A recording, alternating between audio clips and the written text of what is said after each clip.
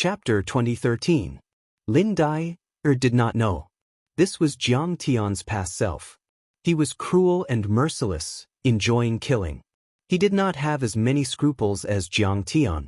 Deep in the hall, Jiang Tian, who was using the art of deceiving heaven and earth to conceal himself, sighed and closed his eyes. Jiang Tian had wanted to kill Lin Dai, for a long time. As long as Jiang Tian released his past self, he would not be under Jiang Tian's control. It would be meaningless for him to stop him now. My past self would definitely find a suitable opportunity. Duke of Beijiang, it's your turn, Jiang Tian laughed. Imperial tutor, I'm innocent. The Duke of Beijiang was so frightened that he knelt on the ground and said pitifully, Imperial tutor, I was completely fooled by Brother Dehe. I didn't know that you wanted to abolish the feudal system. I thought you only wanted to reform the hidden dragon trials. So, I didn't plan to rebel at all. I was thinking of how to give a gift to let my successor have an advantage in the hidden dragon trials and keep my title and land. He wanted to cry but had no tears. Do you think I'm blind? When I was besieged by the sect leaders, you laughed and gloated. Passing me, Jiang Tian laughed out loud and tapped. The Duke of Beijiang did not even have time to scream before his body exploded. His divine treasures were shattered, and his deity body was crushed into powder. This time, all the feudal lords were terrified. After all, they all wanted to keep their fiefs and titles. When Jiang Tian was surrounded, they all rejoiced in his misfortune. According to this standard, except for Fang Jinlong and Lin Hanqing, everyone else would not be able to escape death. Saint, please don't be angry. Spare my life.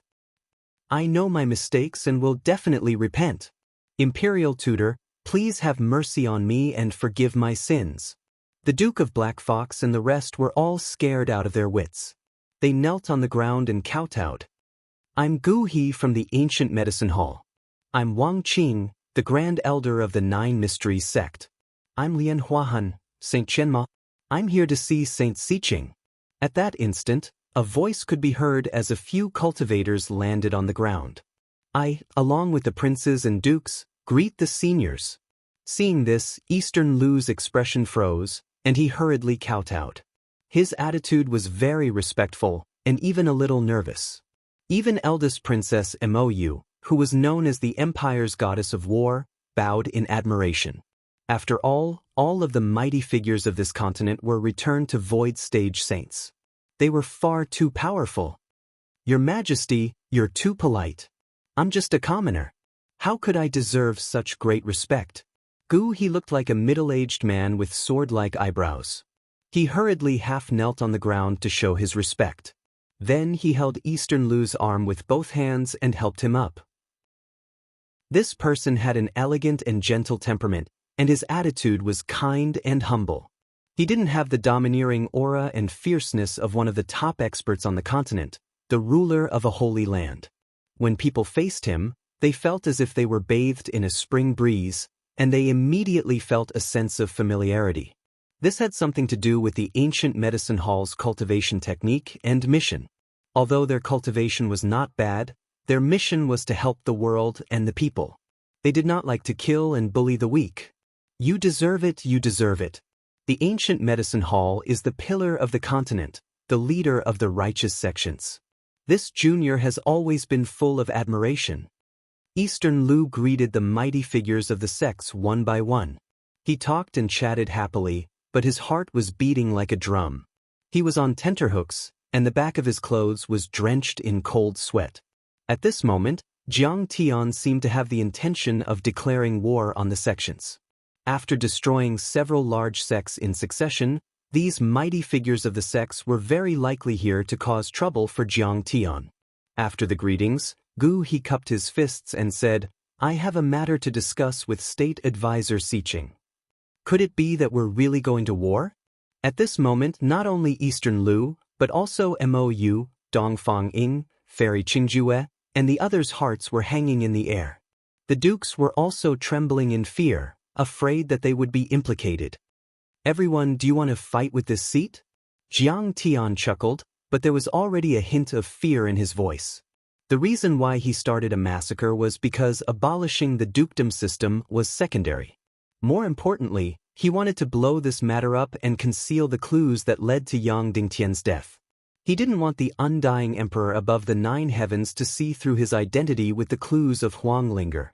Only then would he be able to jump out of the chessboard of fate and not be a chess piece, controlling his own fate.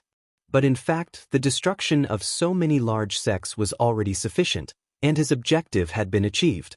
At this moment, if the undying emperor were to observe the changes in the lower realm from the 9 heavens, the state advisor's feast was like a bonfire that was blazing and eye-catching. Meanwhile, Yang Dingtian's death was like a spark that was dim and indistinct. It was impossible for the undying emperor to detect it. At this moment, there was no need to fight with Gu He. Furthermore, apart from this deity and Dao Wu making a move to defend against the enemy, he had no chance of winning. But this deity and Dao Wu had to ensure that the information was concealed, and it was impossible for us to openly help him. He said this because he was fulfilling his duty and was acting out his final act. He maintained his wild and tyrannical, and disregarding the heroes of the world, persona. That's not true. Gu He looked at Jiang Tian and revealed a shocked expression. He cupped his fist and spoke respectfully and warmly. This old man had always wanted to maintain the order of the Saint Origin world. He had worked hard for 1,000 years, but the Saint Origin world was still ruled by the strong and the weak were treated as ants. There were endless massacres. Lord State Advisor's reform was an internal affair of the empire. Su Jie and the others shouldn't have interfered and shouldn't have used their martial strength to suppress others. Their skills were inferior, and in the end, they were killed by the State Advisor. They deserved it and couldn't blame others. You are quite sensible. Past self Jiang Tian smiled, feeling as if a heavy burden had been lifted from his heart. But, Daoist Siqing, you shouldn't have killed the innocent and implicated the sects behind them. Those disciples and clansmen might not know anything and had no enmity with you. Wouldn't it be unjust for them to die so miserably? Gu He's expression was filled with regret as he spoke earnestly. Daoist, you have to understand that there are different factions among the human race. On the continent, there are sects and countries. Within a country, there are royal families, feudal lords, and aristocratic families. Even the territories of the feudal lords are divided into 3, 6, and 9 classes. But no matter what, we belong to the human race. And once there is too much internal strife in the human race, then the demon race and even the devil race will take advantage of the situation and the master of this world will no longer be us. Who knows how many humans will fall into the abyss of suffering? Saint Qianma also smiled bitterly. Saint Siqing, these days, we have monitored many demonic chi cracks that have shown signs of unrest. Demons and monsters have already begun to invade and the situation is not good. It is very likely that there will be an unprecedented war. At this time, the human race, whether it is the empire or the sects, really shouldn't have any conflicts and should unite against the outside world. Jiang Tian knew that Gu He, Saint Qianma, and the others were not hypocritical. They were sincere. They were the top leaders of the human race on the continent, the pillars that supported the heavens. Naturally, they considered the safety and prosperity of the entire human race on the continent. But Jiang Tian knew that according to the historical process, the human race would still prosper, the demon race would be suppressed, and the devil world would not be able to infiltrate. Secondly, he was not a giant of the continent. He was not even a native. Of course, he did not consider so much. He only cared about the group of people he valued the most. I know that I have sinned deeply. Jiang Tian bowed slightly and said in a low voice, fortunately, the marquis system has been abolished. It can be considered a wish. From today onwards, I will seal my saber and not interfere with the affairs of the world. I will face the wall and reflect on my mistakes. I will chant scriptures and praise Buddha every day. I will expiate the vengeful spirits that died tragically in my hands. I hope that they will ascend to paradise as soon as possible. The moment Jiang Tian said that, everyone was in an uproar. Chapter 2014. He actually wants to resign from his position as the Grand Tutor. No one had expected this. Jiang Tian had always been strong and not weaker than others. He had the disposition to dominate the world. Yet, he suddenly announced that he would resign from his position as the Grand Tutor. This was too unbelievable. Could it be that he was pressured by the sages? But Gu He and the rest did not show any intention of threatening Jiang Tian. Fairy Qingjue panicked and hurriedly said, "Fellow Daoist Siqing, the seniors did not come with this intention." The Grand Elder of the Nine Mysteries sect smiled and said, "Indeed. Fellow Daoist Siqing, we came to find you mainly to discuss the establishment of the human race. We will suppress the demons together and resist the invasion of the demons." Saint Qinma said, "We plan to establish the human race alliance with the sect masters of the 5 sacred grounds and an empire representative. And fellow Daoist Siqing is the best candidate for the empire representative. The empire representative can mobilize the resources of the various countries. Even the monarch has to listen to his orders." Seeing that Jiang Tian was unmoved, Gu He said, "That's right. Fellow Daoist Siqing, you have to understand that the greater the responsibility, the greater the ability. Moreover, what you said about reciting scriptures and praising Buddha is just a lie. If you really want to atone for your sins, why don't you do your part to protect the human race?" Oh my God! This is really like a fish leaping over the dragon's gate. Becoming a giant of the continent and looking down on the world. Everyone was shocked. This was equivalent to raising Jiang Tian to the status of a giant of the 5 sacred grounds. Even the Grand Tutors and monarchs of the various empires would have to admit defeat. After all, there were many empires, but only one empire representative was qualified to talk to Gu He and the other giants on equal terms. "Grand Tutor, you must stay. Without you, the empire will not be at peace. You are the pillar of the empire, the stabilizing needle." Eastern Lu and the rest tried their best to persuade him to stay and even knelt on the ground to beg. They had feelings and rational considerations. Jiang Tian became the empire representative and had great power. Who would dare to offend the Eastern Empire? After all, this was his homeland. Moreover, Jiang Tian could mobilize a huge amount of resources in the future.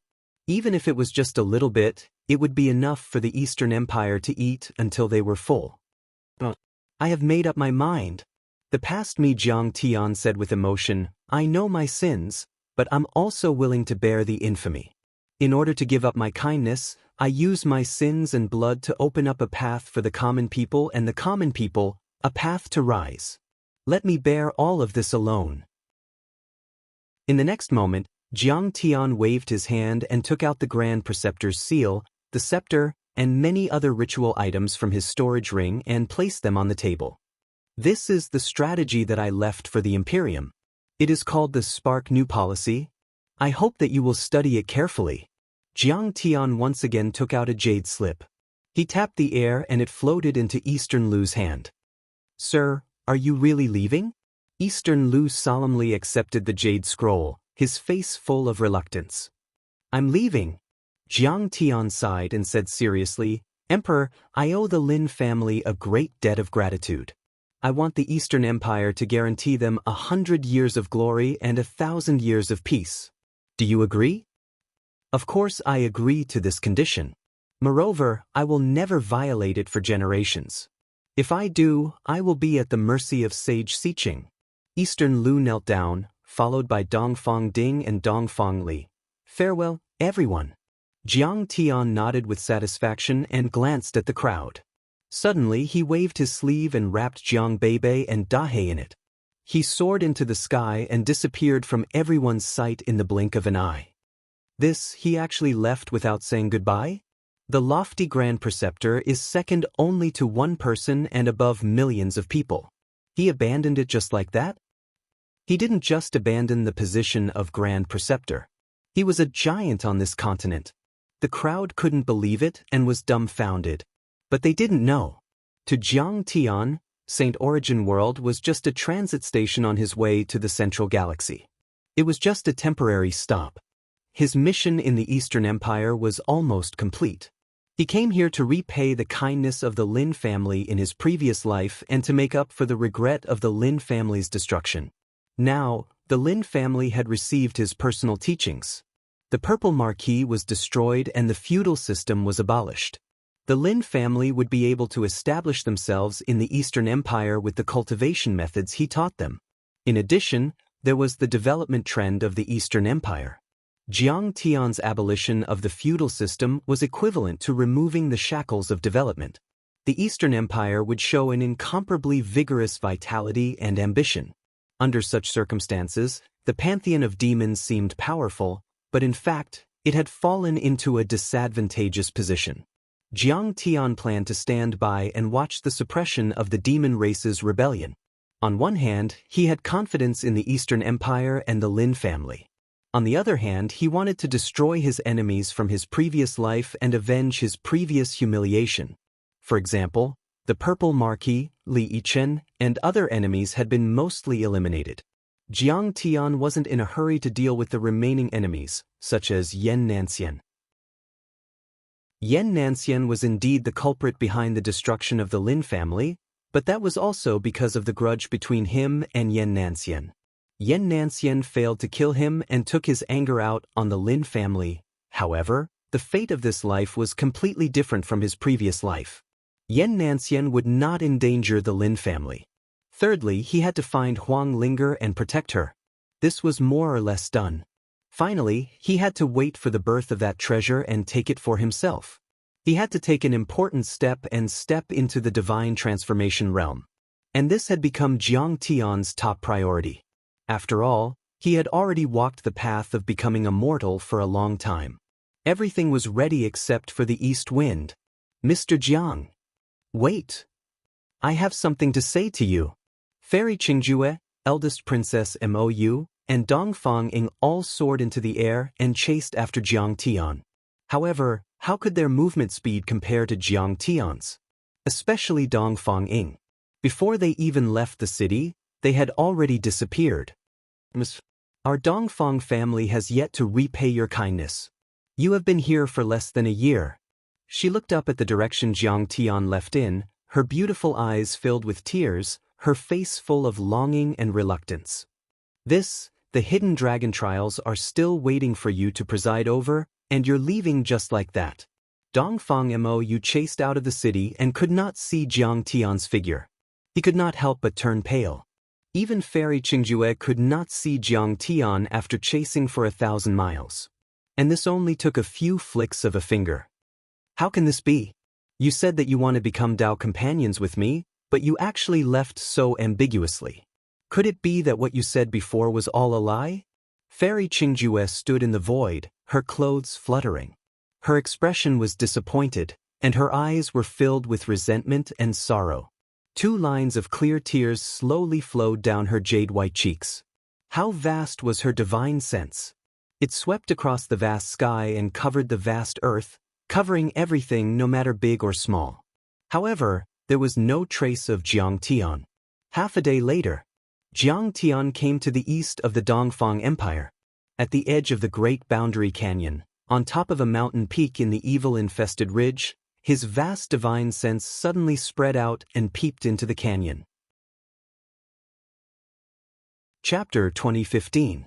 The evil-infested ridge was filled with ominous mountains and rivers. In the dense forest, there were towering trees that reached up to 100 zhang. The ground was filled with withered branches and withered leaves.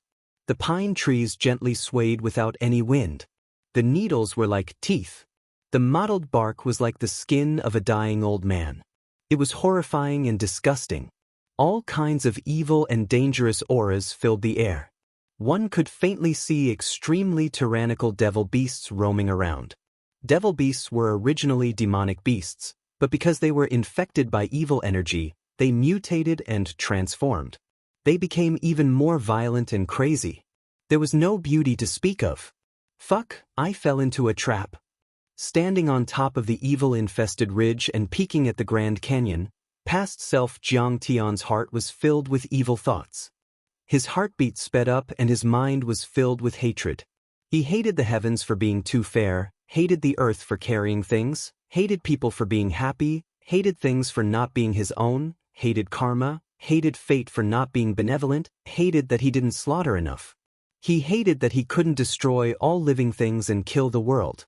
In the midst of his hatred, past self Jiang Tian's thoughts and ideas were all in chaos. It was as if his personality had split into 12,960, and each one was completely different. I should stay and spend a good night with Fairy Qingju. With the mortal world as my companion, I can live freely and freely. I can ride a horse and enjoy the prosperity of this world. I already have Zhao Xueqing, how can I be half-hearted? Plus, I have to jump out of the chess game of the 9 heavens and escape the fate of being a chess piece. I have to be the director of my own destiny. This is too hard to endure. Fighting against the heavens, fighting against the earth, and resisting the giants above the 9 heavens. Why not surrender? Just lie down and be an ant, isn't that better? Immortal Emperor, you are like a mouse hiding up there and playing tricks with your father. If you have the guts, then come down and kill me. Eat your mother, trash. Don't you know how to speak the language of the strong? Calm down, this is an illusion. You are about to have a split personality, how terrifying. If this is an illusion, then everything before is an illusion. You don't have a previous life, and you don't have a rebirth in this life. You have always been in Lin Zhou's mental hospital for treatment. Past self Jiang Tian painfully held his head. More than 12,000 voices were arguing with each other in his mind. It was as messy as a pot of boiling porridge. Those who had not experienced this would not be able to understand this kind of pain. In the heavens and on the earth, I am the only one who can control them. His voice was like thunder, like the evening drum and the morning bell, echoing in Jiang Tian's ears, turning into waves of divine sense, suppressing the evil thoughts in his heart. Was it because I, Jiang Tian, had arrived in time? His eyes were indifferent, like the eternal blue sky hanging high in the sky. His mouth spat out thunderous sounds, like the sound of the great Tao. He emitted divine sense fluctuations, helping me, Jiang Tian, to resolve the devil will. My spiritual undulations are even more profound. It seems emotionless, but it also seems emotionless. In his eyes, no one was inferior, and no one was more noble. Heaven and earth were heartless, and there was no difference. Tao was divine will rippled and turned into talismans surrounded by the aura of primal chaos, emitting an aura of creation. On these chaos talismans, there seemed to be Daoist lords and Buddhas sitting upright, with one hand pointing to the sky and the other pointing to the earth. In the heavens and on the earth, only I am supreme. Clang. A sound like a dragon's roar was heard. Behind him, Jiang Beibei and Dahe followed. Jiang Tian's original body had arrived. His gaze was deep, his expression was calm, and he hugged a guqin. He used his heart as the guqin, his 7 emotions as the strings, and his true intent to play, creating a soundless celestial sound, resonating with the others' hearts. Central Pine Illumination. A song was played. Jiang Tian felt that the surrounding scene had changed. It was no longer fierce mountains and rivers, nor was it haunted by devil qi and evil qi. A gurgling clear spring flowed past the spotlessly white stones, a round moon hung high in the pine forest, and a cool breeze blew, causing the pine trees to undulate and also his heart to sway. Soon after, overlooking the 9 heavens, boundless chant. Stargazing ocean. Heaven toppling over. Guqin sounds were heard, and one song after another was played. Fresh and refined, magnificent and transcendent scenes appeared in Jiang Tian's heart, interfering with his soul. Purging the evil thoughts in my heart, clearing my heart and calming my mind, external demons cannot invade, evil thoughts cannot enter, and worries are purified. Demonic Tao heart. I, Jiang Tian, shouted loudly, shaking the surroundings. The chaos became orderly, the filth became pure, and there was a clear glaze of light everywhere. Swallow. Jiang Tian was slightly stunned, and he shouted in a low voice, grabbing hold of the short moment of clarity.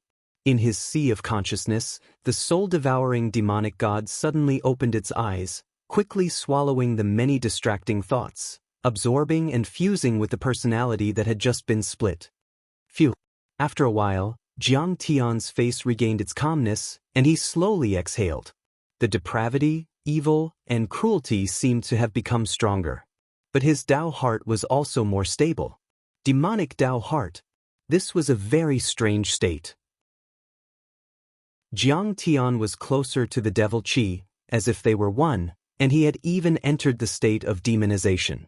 Of course, his physical body and dermic powers would not be contaminated by the devil Qi. But strangely, he maintained a Dao heart that was as calm as a rock. His thoughts were not disturbed or affected by external demons, and he did not lose himself or become confused. Since his Dao heart was not confused, he could combine knowledge and action, and his actions came from his heart. This place is really terrifying. Main body, are you really going to take that fiend as an opportunity for you to break through to the soul formation level? Jiang Tian sighed with emotion as he looked at the great threshold canyon. It was like a centipede with stitches, twisted and hideous. Its mouth was 1,000 feet wide and 1,000 feet long. It was silent and there was no other scenery, only an indescribable darkness. It seemed to be connected to the netherworld and the extremely terrifying fiend world universe. Even though Jiang Tian's Dao heart was more stable and heartless, it was difficult for him to look away when he looked at it. He was directly swallowed, and there was a trace of fear in his heart. He vaguely felt that it was a slightly rotating vortex, a huge vortex with no end in sight. It was far more terrifying than the abyssal fiend dragon from before. It's okay. I have a way to restrain this thing. Jiang Tian's true body calmly glanced at the canyon, then let out a soft cry of surprise and said, "This thing seems to have changed. I'm afraid it's going to be born soon. Maybe it'll only take 3 to 5 years. It's going to be born in advance? We should set up defenses here from now on. Only then can we seize the initiative." Jiang Tian revealed a serious expression. His clothes fluttered in the wind, making him look like an immortal. "No need." Jiang Tian shook his head and said calmly, "I'm going to continue to transform into a mortal. I'll leave behind a few surveillance Dharma artifacts to keep track of the movement of this thing." "Is there anything else to discuss?" Jiang Tian asked. Jiang Tian shook his head. "Let's fuse," Dao was said in a low voice. "We'll use the art of deceiving heaven and earth to hide our aura. We won't be able to do it for too long." "Okay. Fuse." Jiang Tian smiled. The three of them reversed their art of deceiving heaven and earth at the same time, and fused into one. "Dad, this place is so scary. Let's go," Jiang Beibei said softly. Okay, I'll bring you to see an acquaintance." Jiang Tian smiled. "Who?" "Your Auntie Ling." Chapter 2016. The easternmost part of the Saint Origin continent. Luing sect. Immortal mountains and divine towers floated in the air. Rich spiritual energy fell like a waterfall, and vast magical power floated like a waterfall, giving people a beautiful and vast feeling. Below it, there were mortal cities. The buildings were grand and imposing, and the aura of civilization was strong. On the streets, a large number of cultivators and mortals came and went. The traffic was endless, and there was a hubbub of voices. It was abnormally prosperous. Here, a large number of outer sect businesses were gathered. They worked day and night came. The entire sect, inside and outside, was filled with fireworks and silver flowers, and was brightly lit. Today was the annual anniversary celebration of the Luoying sect. In Wuzhou City, a large number of celebration activities were also held. In the city, along a vast river, there was a dragon boat race, a lantern show, and a fireworks show. The two sides of the river were brightly lit, and pedestrians were shuttling. A group of male and female cultivators restrained their magical power and turned into mortals. They walked along the river bank and played. When they saw something delicious, they went in to buy a few skewers, grilled fish, and the like. Occasionally, there were exquisite handmade products, such as rouge and face powder, which attracted their attention. A woman walked in the middle. She had an elegant temperament, and her face was beautiful and peerless, as if she was otherworldly. Along the way, she attracted a lot of attention. "Ling, look at the fireworks over there. It's so beautiful." A female cultivator pulled the beautiful girl and pointed to the opposite side of the river bank. Huang Linger looked up and saw that on the opposite side of the river, a cluster of fireworks rose up. It was like 1,000 flowers blooming on a night of the east wind. The light was like a river, and the stars were like rain. Beautiful! Countless onlookers saw this scene and rejoiced, revealing smiles. The fragrance of precious horses and carts filled the road.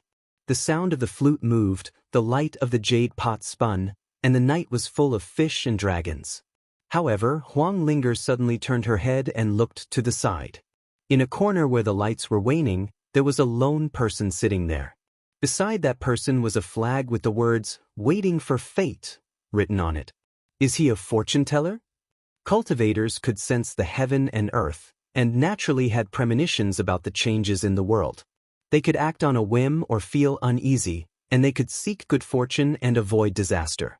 Naturally, his standard was far beyond that of a normal fortune teller. But for some reason, this time, Huang Linger walked in front of the fortune teller as if she was possessed by gods and devils.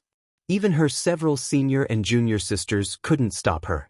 The light was dim. The fortune teller's face was old and his body was stooped. His eyes were dim and turbid, as if he had already lost his sight. However, Huang Linger had a very familiar feeling. She was stunned for a moment and didn't know what to say. "Hey, fortune teller. My little sister is here for fortune telling." One of the senior sisters was helpless in her heart. She could only cross her arms and speak fiercely. "You're mistaken, I'm not a fortune teller," the old man coughed and smiled. "Waiting for fate so that you can swindle others. If that's not a fortune teller, then what is it?" Senior sister scoffed. "I'm here, waiting for my lover from 10,000 years ago. I owe the people of 2 lifetimes, the old man said in a hoarse voice. "Your former lover? Owes the people of 2 lifetimes? Doesn't this mean that you're a reincarnated person? Moreover, your previous life was 10,000 years ago. After you reincarnated, you even saw your former lover. I'm afraid you'll have to reverse time and space. Do you think you're a mighty figure in the celestial world? Reverse time." The senior and junior sisters were all mocking him. As cultivators, they were not unfamiliar with rebirth and the like, but there were very few memories left after reincarnation. Reversing time and space to be reborn was too difficult. It was simply the biggest joke in the world. "Do you mean that your lover will appear? Look, don't I look like it?" The senior sister walked out. Although she was not on the 10 Beauties painting, she was still an enchanting and troublesome figure. Her waist was slender, her chest was high, and her beautiful face was hopeless and unfavorable.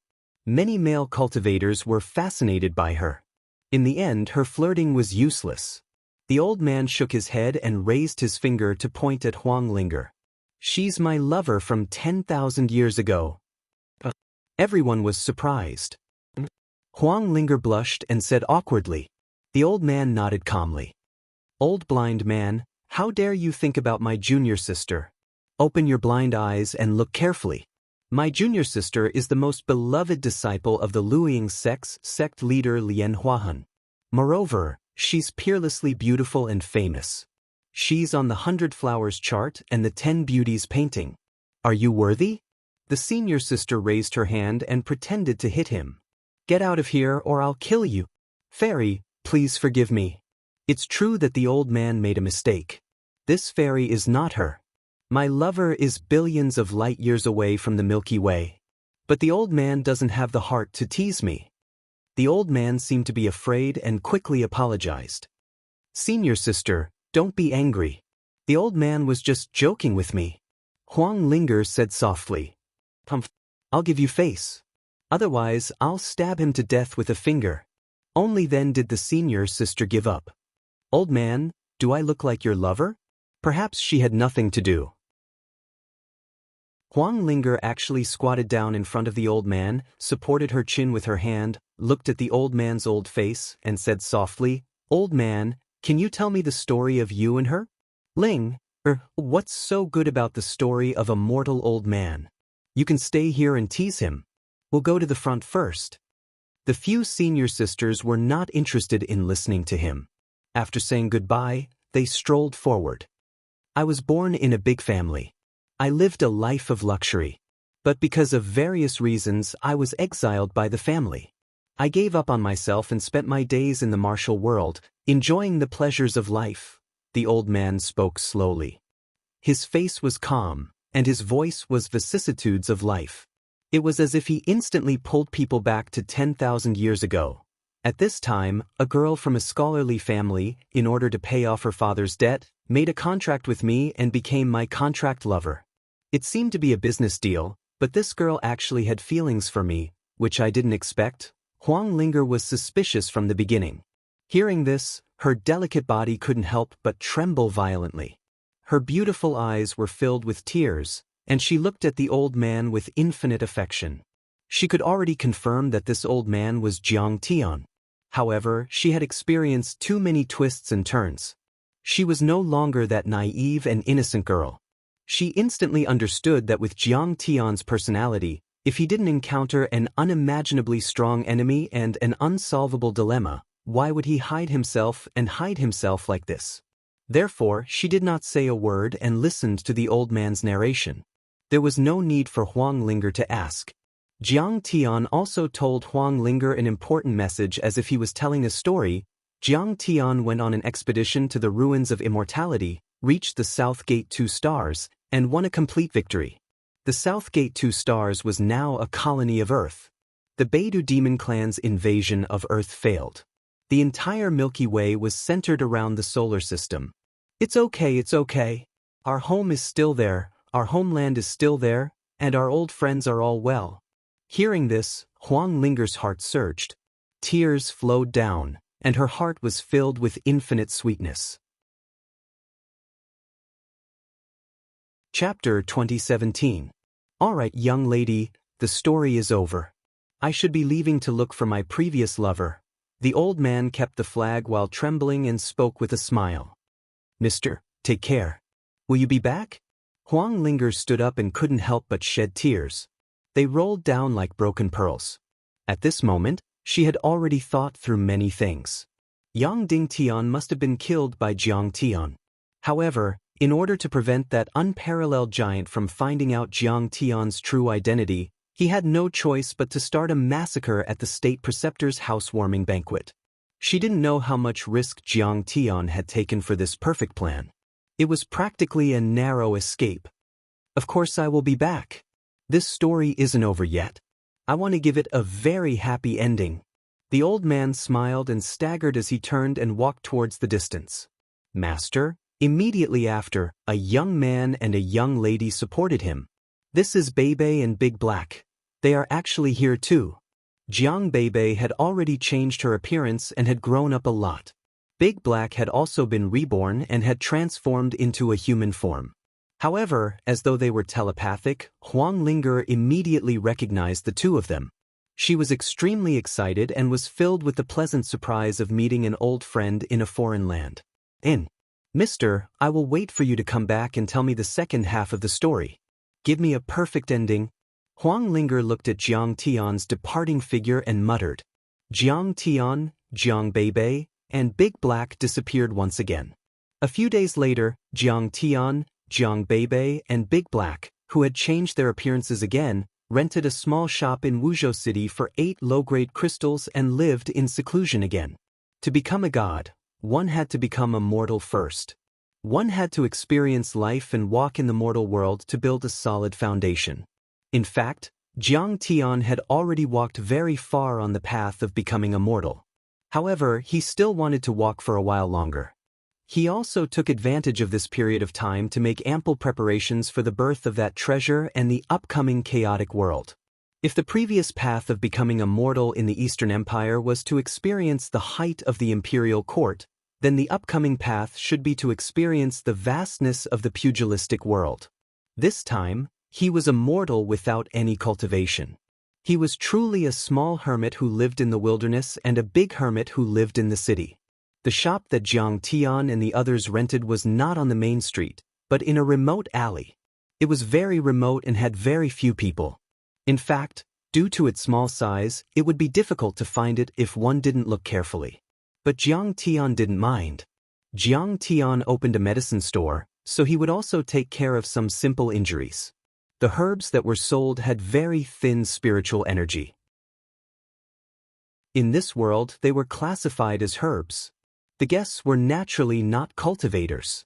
They were basically all the poor people in the surroundings, hunters, fishermen, woodcutters, and of course, there were also some craftsmen who worked for the outer sect. Jiang Tian was a doctor and pharmacist, and Dahe acted as a waiter. Jiang Beibei did some small chores as much as she could. In the blink of an eye, 2 months had passed. In the past 2 months, Jiang Tian was like an ordinary pharmacist. When the weather was good, he would go to the surrounding mountains to collect herbs. When he came back, he would cut the herbs, dry them, work at sunrise and rest at sunset. Without any cultivation, he was just like a real mortal. The surrounding neighbors also knew that the new master and his servants had come. The master was dressed as a middle-aged scholar. His surname was Jiang, and he never mentioned his name. He only said that he was an insignificant person who was not worth mentioning. Although he was not good at talking, he was extremely humble and kind, his medical skills were good, and the charge was reasonable. Chen Laoqi's chronic scabby head was cured, and he only charged 3 low-grade crystal stones. On this day, Jiang Tian was picking out the weeds among the medicinal herbs behind the counter when a groaning sound rang out. Soon after, the white wooden door that had been exposed to the wind and rain until its paint peeled off was pushed open. A young man with a dignified appearance limped in and cried out in pain. "Mr. Jiang, I'm so unlucky. My calf was bitten by a lynx. It hurts." "Hey Z, hurry up." Jiang Tian and Dahe quickly helped the young man sit down in a chair. When he rolled up his trouser legs, Jiang Beibei had already brought a jar of liquor. Jiang Tian said, "You have to bear with it. The lynx's saliva is poisonous. I have to bleed and disinfect your blood." "Okay." The young man took a rolled towel from Dahe, stuffed it into his mouth, and nodded heavily. He thought, Mr. Jiang is really kind, but why does this guy named Hazy smile so maliciously? It seems that he is waiting for me to make a fool of myself. Don't even think about it. Even if I pass out, I won't cry out. The young man made up his mind seriously. Jiang Tian began to squeeze the young man's wound, squeezing out half a bowl of black blood, disinfecting it with liquor, and then suturing it with catgut before applying ointment to the young man. "Young man, you are quite tough. You didn't make a sound. Don't do strenuous exercise for a week." Jiang Tian smiled and said, "Of course, a man will bleed and sweat, but not cry." In fact, the young man was in so much pain that tears came out. Hearing this, he grinned and squinted, and tears rolled down his cheeks. At this time, a middle-aged couple rushed in. "Sir, thank you very much. How much is it? I will pay you." The woman looked at the child with concern and asked a few questions. Seeing that the child was fine, she solemnly thanked Jiang Tian. "You're welcome. You don't have to pay. It's just a small matter. It's just ordinary herbs." Jiang Tian shook his head. "How can I accept it? Thank you so much." The woman bowed again and thanked him. "I told you not to go. Why did you still go? I tried to persuade you, but you didn't listen. Good words can't persuade a man who deserves to die." The man looked rough, with long hands and feet and calluses on his palms. He was wearing a leopard skin vest and rough boots made of wild boar skin. He seemed to be a hunter. He scolded the young man with a serious face. He probably said that there were a lot of lynx and leopards in the valley. He had warned the young man before, but the young man still went. The young man had a look of disdain. He rolled his eyes and argued with his father. "Fierce, fierce. The child is injured, and you only know how to be fierce. It has nothing to do with you. He just wants to become a good hunter as soon as possible." When the mother saw this, she suddenly threw a tantrum at her husband. "I'm doing this for his own good. I'm afraid something will happen to him. In front of Sir, you should at least give me some face." The man's face turned red, but he didn't dare to refute. He held it in for a long time before he said embarrassedly, "A typical henpecked husband." There was no running away. The woman snorted with a cold face.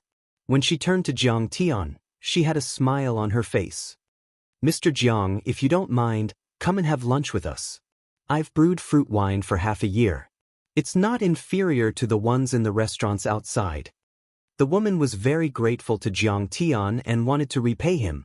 Yes, Mr. Jiang, you must come. I just hunted a mountain deer and sold the rest. Only one leg is left. Let's braise it. I also soaked fresh antler and deer blood with wine. It's very nutritious. The man also laughed heartily. An indescribable emotion rose in Jiang Tian's heart. It was different from when he interacted with Lin Hanqing and his son in the Lin residence. It had been a long time since he had experienced the warmth and kindness of strangers who had met by chance, the simple warmth of mortals. Okay, I'm also a lazy person and don't like to cook. It would be impolite to refuse. Jiang Tian agreed with a smile. Chapter 2018. The hunter's house was diagonally opposite, less than half a mile away. Speaking of which, he and Jiang Tian could be considered neighbors. The courtyard of the house was not small. There were some wooden dummies, stone locks, knives, spears, sticks, and so on in the yard. This hunter often practiced with swords and spears, training his muscles and bones, and strengthening his body. This woman was young and had an ordinary appearance, but she was very capable and hardworking. The floor and stove were very clean, and her clothes had been starched and dried. Although the items in the house were very old, they were all wiped until they shone brightly. She was the kind of person who had a sharp tongue but a soft heart. From many details, it could be seen that she loved her husband and child deeply. The child was well behaved, and the couple loved each other dearly. In the yard, the young man was lying on a recliner, bragging to Jiang Beibei about his hunting results. The man accompanied Jiang Tian to drink tea and chat. They talked about some stories in Jianghu and interesting things on the street. Dahe helped the woman in the kitchen and called her big sister, in a very affectionate way. Soon, the banquet was set up. On the rough wooden table, there were mountain deer legs, wild rabbits, pheasants, and home-brewed fruit wine. The table was full of dazzling things. Next to the bonfire, there was half a wild boar. Its hair had been removed, and its skin was brushed with a layer of wild honey. It was roasted with fruit tree wood, and it was golden brown and fragrant. The hunter, Tai Nyo, smiled honestly and invited Mr. Jiang to take a seat. During this period, Jiang Tian stopped fasting and ate normally. Originally, since Jiang Tian was going to become immortal, he also hoped that Dahe would walk on the road of becoming immortal. He also needed to eat. However, this boy had not eaten or fasted. He secretly ate elixirs in the middle of the night, so he despised ordinary food. However, at this time, when he saw such a sumptuous meal, he couldn't help drooling. Jiang Tian ate the home-cooked meal that he hadn't eaten for a long time and drank the fruit wine that the couple was proud of. For the first time, he felt very peaceful.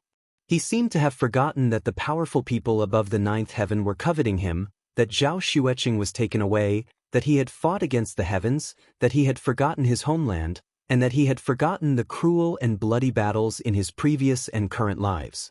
At this moment, he was just Mr. Jiang, who was filling prescriptions and treating illnesses.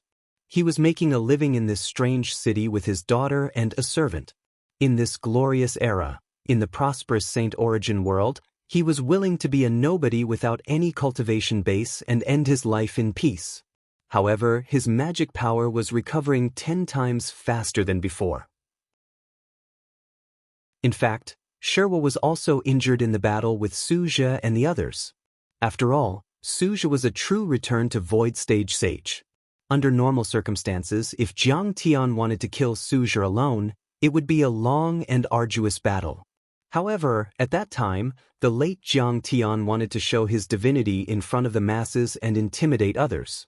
He did not hesitate to burn his own blood essence to kill him in one strike. The price he paid was also disastrous. When the past self, and Dao self merged into one, the injuries would also be transferred to Jiang Tian's body. The truth was that his 3 nascent soul flowers had already withered and were on the verge of withering. However, at this moment, the petals were glowing and leveling up again, advancing towards their peak state. This wine was indeed good wine. It had the sweetness of the fruit, the coldness of the spring water, and the heat of the wine. From this day onwards, Jiang Tian's life had an additional wine flask with a yellow skin gourd. When he was picking herbs, treating illnesses, or brewing medicine, he would take a sip of the sweet and sour fruit wine. There would always be fruit wine in the flask. If the flask was almost empty, Ahu would run back home to fill it up and send it over. Occasionally, if the hunter Tainyo had some good food, he would cook it and call Jiang Tian's family over for a meal. He could also see that this Mr. Jiang's medical skills were very high and he was kind. However, no one was perfect. He also had a flaw, which was that he was extremely lazy. Jiang Tian would only cook every few days when he felt like it. Most of the time, he would just buy some meat and eat it with a pot of hot tea. The dust on the stove was as thick as a finger. Therefore, he didn't give Jiang Tian ingredients. Instead, he would call Jiang Tian to eat it. To Jiang Tian, this period of life was like a bowl of spring water. There was a hint of sweetness in the plain. This is the real transcendent mortal. Jiang Tian completely restrained his magic power. He even allowed his body to accept the erosion of time and the consequences of aging. He felt the gravity of the earth and completely forgot that he was a cultivator. However, in his heart, there was a sense of cleanliness that washed away all distracting thoughts. It was light and clean. Every morning, Jiang Tian would wake up early in the morning. He would carry the medicine basket and go to the nearby forest to collect herbs. If there were no patients in the pharmacy, he would be busy until the afternoon and return with the moon lotus hoe. In the deep twilight, he walked on the long and narrow winding mountain path. The branches and leaves of the plants on both sides of the path slanted out. The evening dew moistened the bottom of his pants and shoes. Time was like the clearest flowing water. Unknowingly, it flowed through the gaps of one's fingers. Gradually, half of the mortal citizens in Wuzhou City knew that there was a Mr. Jiang in the mud bottle alley. He was extremely effective in treating patients and fetching herbs. However, his fees were extremely low. When he was in a good mood, he would even do it for free. On this day, Jiang Tian just walked into the store and put down the medicine basket. His heart jumped. He saw a familiar figure. Mr. Lovesickness. Is it possible to cure it? Wang Lin stood up and walked over with light steps. For over a year, she had been suffering. Her complexion was haggard and looked as though she had lost her soul. In fact, after the previous encounter by the riverside, she waited for a few days. After waiting for a few days, she found a suitable reason to make a trip to the Eastern Empire. She finally verified that Jiang Tian was the state marshal Xiqing. That battle that killed the saint, Su Zhu, was indeed to cover up the traces of Yang Dingtian's death. However, Jiang Tian had already hung the seal blade and was nowhere to be found. Wang Lin had been silently searching for Jiang Tian's traces. She had even passed through a few countries. Unexpectedly, Jiang Tian was in Wuzhou City under her sect and hadn't gone far. Fairy is a cultivator and is like a deity. I am unable to cure your illness. Jiang Tian acted as though he didn't know her and smiled indifferently. Mister, how would you know if you don't try? Help me take my pulse. Wang Lin extended her snow-white wrist. Her beautiful eyes were filled with tears. At this moment, she had a realization in her heart. The furthest distance in the world wasn't the galaxy of light years that couldn't be traversed and couldn't get close to each other. Instead, she had to act as though she didn't know him even though he was standing in front of her. At this moment, she hated the existence, behind the scenes, that she didn't know who he was. All right, I shall give it a try. Jiang Tian hesitated for a moment.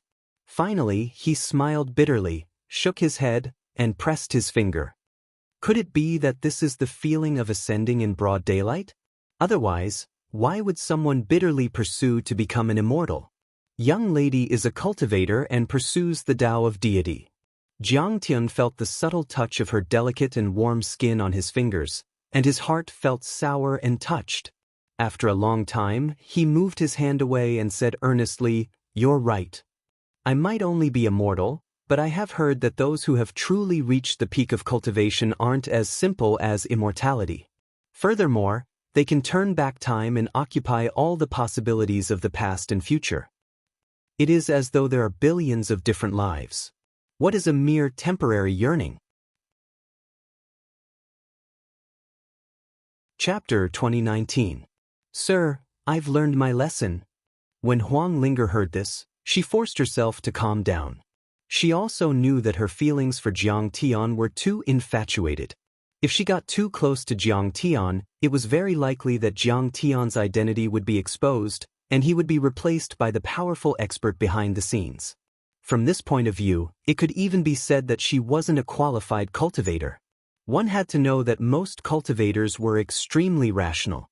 Don't worry, it won't take too long, Jiang Tian said with a smile. Of course, Jiang Tian also understood that Wang Lin also had to get rid of the shackles and jump out of the chessboard. Otherwise, she would also become his hindrance. After he broke through to the divine transformation realm, he was bound to leave Saint Origin World and continue to the core area where the 9 major immortal sects were located, looking for new opportunities to break through.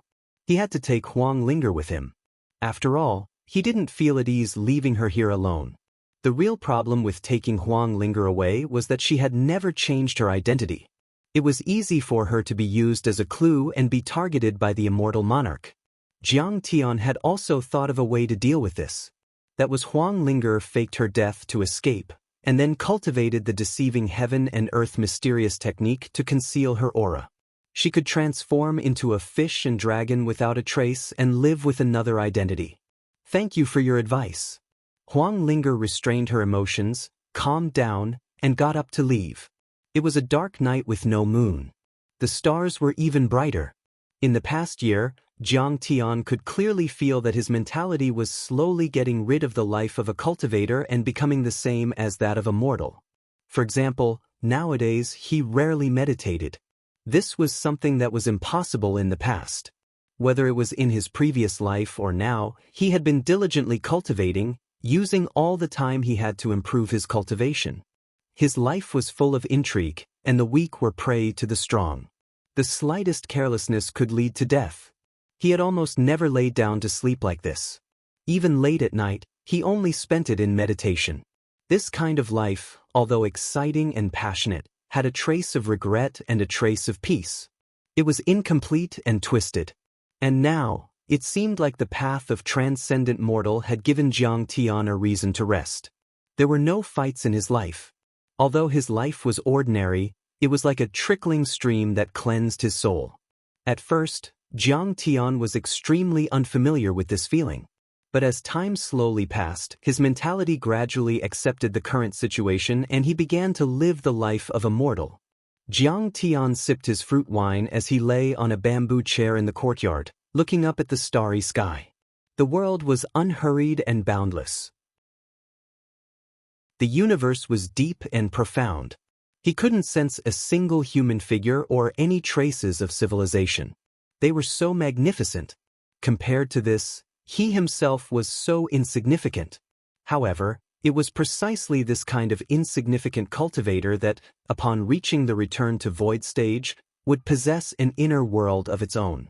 With a wave of his hand, he could destroy everything in his line of sight. Even continents, stars, and stars could be nurtured. This contradictory comparison was one of the problems that Jiang Tian had faced previously. It was also a dilemma that he had to solve in order to become a transcendent mortal. The mentality of an ordinary person and the strength of a transcendent would naturally produce all kinds of feelings of confusion and hesitation. However, the mentality of a transcendent wouldn't allow one to abandon one's personality and way of doing things and become a stone without any fluctuations in one's emotions. One could only use the past as a foundation to reconstruct one's outlook on life and values and integrate it with one's soul. Only then would one be able to walk further and better and not be disturbed by the inner demons. For example, as one's lifespan increased, compared to mortals who hadn't lived past 100 years, one would feel a sense of dissonance between the short and long periods of time, as though they weren't the same kind of life form. Currently, Zhang Xian's cultivation was advancing by leaps and bounds. After reincarnating, he wasn't even 100 years old yet, so this feeling wasn't too obvious. But thinking back to his previous life, after reaching the age of 500, many foundation establishment cultivators he knew had either died or passed away. In fact, in his previous life, after he ascended to the firmament, he passed by the solar system, and the entire solar system was destroyed by the eye. At that time, how should he adjust to the changes in his feelings? In his previous life, Jiang Tian hadn't been able to figure out this problem for a very long time. Viewing the short period of brilliance and the long period of time correctly was the most important thing in cultivating one's soul. Putting aside ascending to the immortal realm, there were many cultivators who only reached nascent soul or divinity transformation. They would view themselves as the high and mighty deities and treat mortals as ants. There were also some who didn't interact with them at all.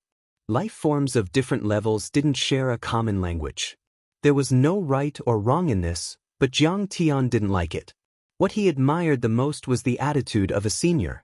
Sentimental but not tired. He didn't think highly of himself and looked down on mortals indifferently. He also didn't cry because of the end of his friends' lifespans. He enjoyed it but didn't indulge in it. In this aspect, the death of one's wife was the epitome of this attitude. At the same time, it could be said that he had seen through the mysteries of life and death. As his thoughts drifted, Jiang Tian's mind seemed to be lively and calm. There was an indescribable sense of beauty in it. He felt that his soul was expanding endlessly. Every single blade of grass and tree, every single branch and leaf was filled with sentiments. He had reached a state where one could see the vastness of the universe and feel pity for the greenery. If not for the shackles of his physical body, he would be able to create unique objects with just his imagination alone. The feeling of transcendent mortal is truly mysterious. The transcendent mortal in my previous life wasn't even a tenth of what I am doing now. With a calm mind, Jiang Tian actually felt a trace of fatigue. In fact, this kind of fatigue was something he had never felt before.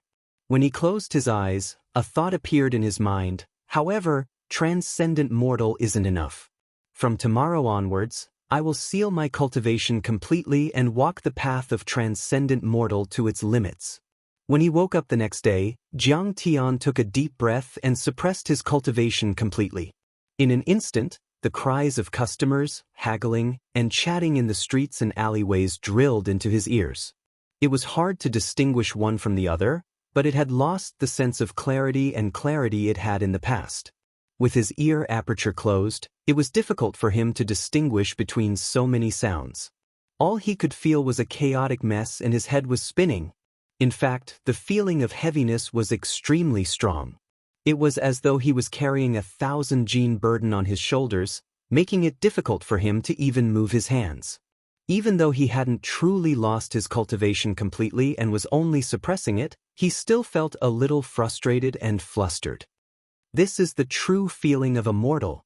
The feeling of lightness is gone, and the gravity of reality is truly frightening. The heck, Kong Teichu, what's wrong with you? You are a person who has lived 2 lives and cultivated for 10,000 years. Why have you lost even this sense of normalcy? Jiang Tian couldn't help but berate himself. Could it be that the perfect state of mind that he had tempered through countless trials and tribulations was really so illusory, built entirely on his fearsome strength? Where was the comprehension of life and death? Where was the generosity to face difficulties? Where was the patience to remain calm and composed? As such thoughts surfaced in his mind, Jiang Tian gradually regained his composure. He was no longer at a loss.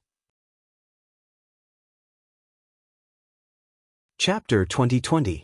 The sky was clear and the air was clear. Jiang Tian carried the medicine basket and was about to go to the mountain to pick herbs. However, before leaving, Jiang Tian called Iron Bull to go with him. Thank you for thinking so highly of me, Mr. Jiang. This is the first time you've asked me to go with you. Iron Bull said happily. Haha, it's not so boring to have a companion. Jiang Tian's face twitched. That's because I sealed my own cultivation. I can't deal with those gray wolves on the hero's slope right now. Sure enough, after sealing one's cultivation and completely turning into a mortal, one's mentality would be different. On the contrary, one's connection with the mortal world would be closer. The two of them went together to a breakfast shop to eat breakfast. Suddenly, they heard a sigh in their ears. The court bulletin says that the Eastern Empire has completed the transition from a marquis system to a county system. The hidden dragon trials are open to all ambitious people. Regardless of whether they are commoners or descendants of marquises, they all have to participate in the trials. Only by obtaining a ranking can they be rewarded. Jiang Tian turned his head to look. This was a man around 30 years old. He remembered that he was the accountant of a subsidiary company of the Luoying sect. His appearance was ordinary and he had no cultivation, but he was full of energy. He was holding a court bulletin and reading it. This court bulletin was like the newspapers on Earth, but it was aimed at mortals without cultivation. Cultivators usually used communication magic tools to send messages, and it would arrive in an instant. The news on the court bulletin was also leaked from cultivators' mouths. The authenticity was very high, but it was slightly delayed. However, it also had its advantages. It didn't require magic tools and was printed on ordinary paper, so the price was low. The hidden dragon trials have been changed to once a year. This time, it has attracted a large number of cultivators into the Eastern Empire. Jiang Tian smiled faintly and said, "Actually, in my opinion, the Eastern Empire has already become a large sect. However, the sect's mission is for cultivators to fight for the common people." He didn't stop eating breakfast and casually interjected like ordinary neighbors chatting. Although he was located in the far east of the continent and was very far from the Eastern Empire, he could still easily inquire about relevant information. The Eastern Empire had already completely abolished the marquis system and changed to a county system. They also set a national policy of cultivators fighting for mortals. The hidden dragon trials were open and open. Regardless of background, anyone could participate. As such, the Eastern Empire was able to recruit a large number of talents. In the beginning, only nascent soul cultivators joined, but in the end, even soul formation cultivators joined. Furthermore, the test of the hidden dragon trials was aimed at the pantheon of demons.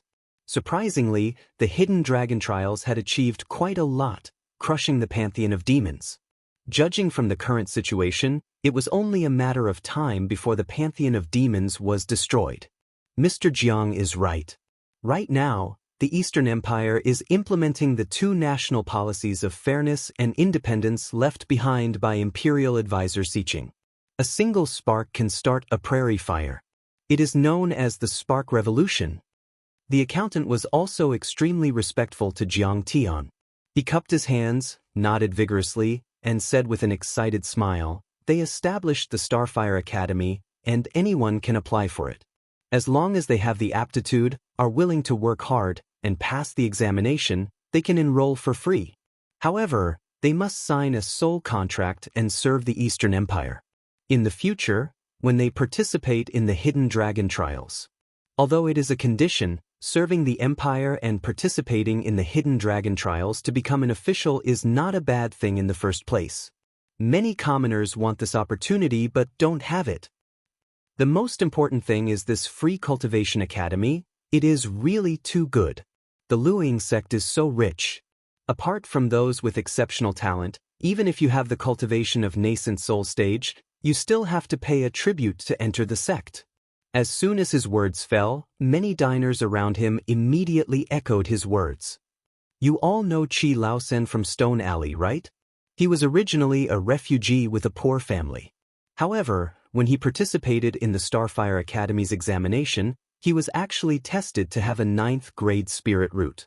He has only been in the academy for a year, but he has already cultivated to the foundation building stage.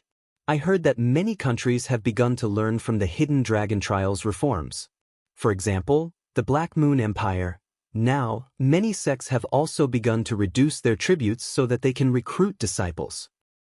This Imperial Advisor Xiqing is truly a genius. I heard that he explained in the Spark Revolution that people are the most important factor in cultivation. Just listen to it, it is simply enlightening. From the looks of it, in 10 years, or even a few decades, everyone in our Saint Origin continent may be able to cultivate. Everyone was talking at once, vying to express their own opinions. The great changes in the past few days were mostly caused by Imperial Advisor Xiqing's reforms in the Eastern Empire. Jiang Tian was secretly pleased with himself. When he paid the bill and left, his footsteps became lighter. Who knew that he would slip and fall, but was supported by the bookkeeper beside him. This shop is very dirty. The water used to wash the pot is poured on the road. It is very wet and slippery. Sir, you must be careful. The bookkeeper smiled as he gave the order. The corner of Jiang Tian's mouth twitched. He wanted to laugh but couldn't. His heart was full of sighs. He had already noticed the slipperiness of the ground, but after so many years, when had he ever paid attention to such a small matter? Not to mention this level of slipperiness, even if it was a 10,000 miles wide lake, he could still fly through the air with his eyes closed and fight with his body agilely. Unfortunately, it was not the same as before. Other than knowledge, he had no skills at all. He had to be more vigilant about small matters that he didn't care about in the past. Therefore, not only could he not rely on his cultivation, but he also couldn't completely rely on his past experience. Because Jiang Tian had sealed his cultivation, he was actually so tired that he was panting and sweating profusely. His legs were even trembling a little. This kind of exhaustion was something that Jiang Tian had not experienced for many years. However, it made Jiang Tian feel a kind of peace and carefree as a human. At night, after washing off the dust on his body, Jiang Tian slept very soundly. In the room of an inn in the city, a black-robed man who had been closing his eyes suddenly opened his eyes. The darkness in his eyes was suffused with a bright silver color. It was somewhat sacred and indifferent. Like the clearest mirror, it reflected everything in his surroundings, including illusions that were difficult to see with the naked eye. For example, the strength of his qi and blood, the mist-like yin qi, and the ghosts embedded in the wall with only their faces exposed. Wu Wang I has finally reached the small success stage. The black-robed man said to himself happily and slowly got up. He was a strong heterodox cultivator. In order to cultivate this magical power, he had suppressed all kinds of desires for several years. Now that he had achieved perfection, he had to vent and celebrate. According to his observation, no one in this small city of Wuzhou could block his attack. Pushing open the window, the black-robed man jumped into the middle of the street, as light as a leopard cat. Looking at the slightly flickering lights on both sides in the quiet street, he recalled all the things he knew before. He slowly walked forward, full of satisfaction, as if he was the master of all life in this small city. After all, the Luoying sect is above. There are cultivators patrolling from time to time, so I still have to be careful. He thought about the details, thought about it, passed by the hunter Tainyo's family and walked forward. He had also been in Wuzhou City for a few days. Although Mr. Jiang who opened the medicine shop seemed to have no cultivation, he always had some inexplicable feelings when he sensed it. For the sake of seriousness, he started with him. Stopping at the door of the medicine shop, he slowly opened the door. Silently, his eyes swept to the bed, full of bloodthirst and cruelty. He saw the figure of Jiang Tian sleeping on the bed. He raised his right palm and was about to make a move. Chapter 2021. But at this moment, his eyes of innocence reflected an image that was different from what the naked eye could see. The sleeping figure was surrounded by a purple-gold true dragon, coiling in circles, layer after layer, overlapping each other. It was at least 1,000 feet long. Its scales were like precious gold, shining with a frightening metallic luster. Its horns were lofty, and golden lotuses were growing on the ground. It was asleep with its eyes closed, but when it breathed, it spurted out thunder and lightning. All kinds of images were vivid and shocking. The black-robed man was sweating and instinctively stepped back. He hit the door with a thud and said in panic, "The protection of the 9th true dragon?" This seemingly ordinary, kind-hearted man who mingled well with his neighbors actually had a real dragon as his pet. Where did he come from? Is he an immortal from the 9th heaven or a Buddha? The sound of the door knocking woke Jiang Tian up. Years of habit made him quickly turn over and sit up, putting on the most suitable posture for action.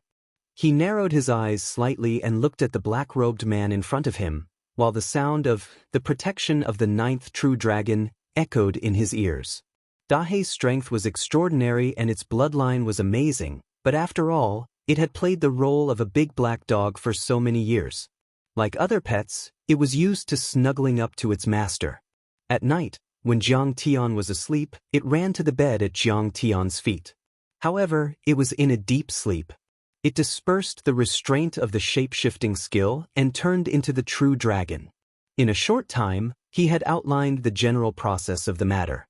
Facing the panic-stricken black-robed man, Jiang Tian smiled and said, "How can you enter without asking for permission?" The scene in front of him was in a trance. The real dragon was no longer there, but a big black dog. However, the black-robed man was still frightened and instinctively shook his head. You have no cultivation at all. How can you be protected by the ninth true dragon?" He felt that he had to know the reason before he died. Jiang Tian sat down and said with a smile, "You might not believe it, but I used to be an expert of my generation. Because I was facing a bottleneck and couldn't break through, after thinking about it, I finally understood that cutting off my greatest reliance, which was my strength, was the shortcut to see my true self. As for the protection of the nine heavens true dragon, it was because it was a pet I took in when I was still a cultivator. I want to experience the feeling of a mortal without cultivation. Even if it kills me, don't come out to help." He waved his hand, and Dahe left and returned to his room. Bluff, deliberately mystifying things. The black-robed man was stunned, and then he laughed uncontrollably, which woke several people. After a long time, he gasped and said, "You must have scared me with illusion. There's no ninth heaven purple gold true dragon. It's just a black dog. Do you think I am stupid? How can I be an idiot? This joke. I am such an idiot," Jiang He thought. "Only by destroying my own martial arts can I see my true self? Self-destruction is the only way to die," the black-robed man continued to laugh. "All cultivators understand that the most real reliance in the world is the strength that is cultivated bit by bit. How can you give it up to see your true self?" Jiang Tian thought for a while and said, "Haotian Taoism once divided the tribulations into many categories. There are different kinds of thunder tribulations, tribulations of yin wind and earth fire, tribulations of man involving karma, tribulations of 3 lives related to the past and future, and void tribulations when you suddenly lose all your divine sense and dharma power. At that time, can you still rely on your cultivation? Once you encounter the void tribulations, will you just wait for death and not for yourself? That's different. If it's a tribulation, you can prepare treasures to block it, invite friends to protect you, and make a perfect plan. As long as you get through that period, you will naturally recover. It's not the same as destroying your own cultivation to find the illusory true self." The black-robed man shook his head and sneered.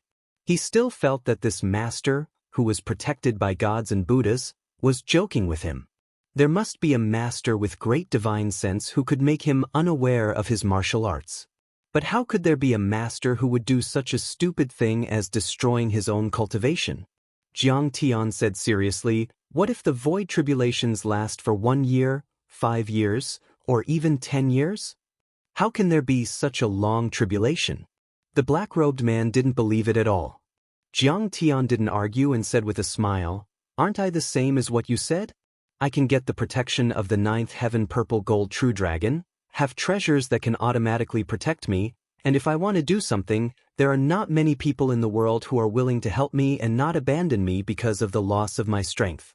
I just need to know myself again, know the world, and adjust the habits that came from cultivation. What's the difference between this and the void tribulations?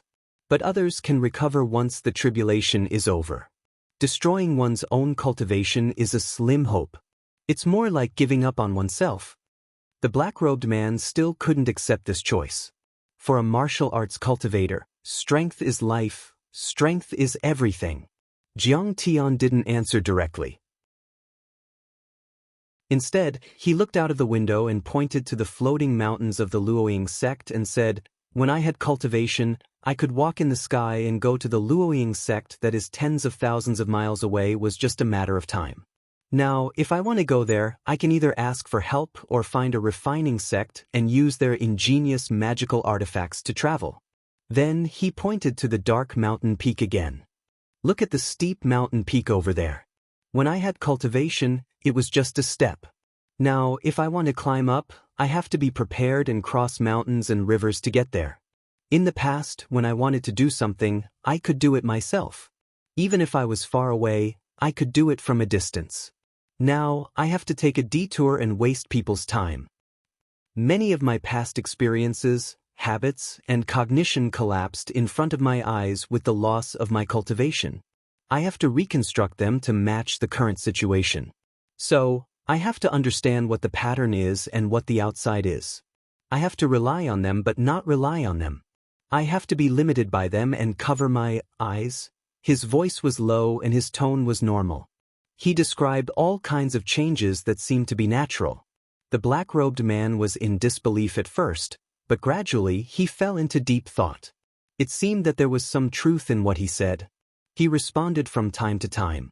Jiang Tian continued to talk.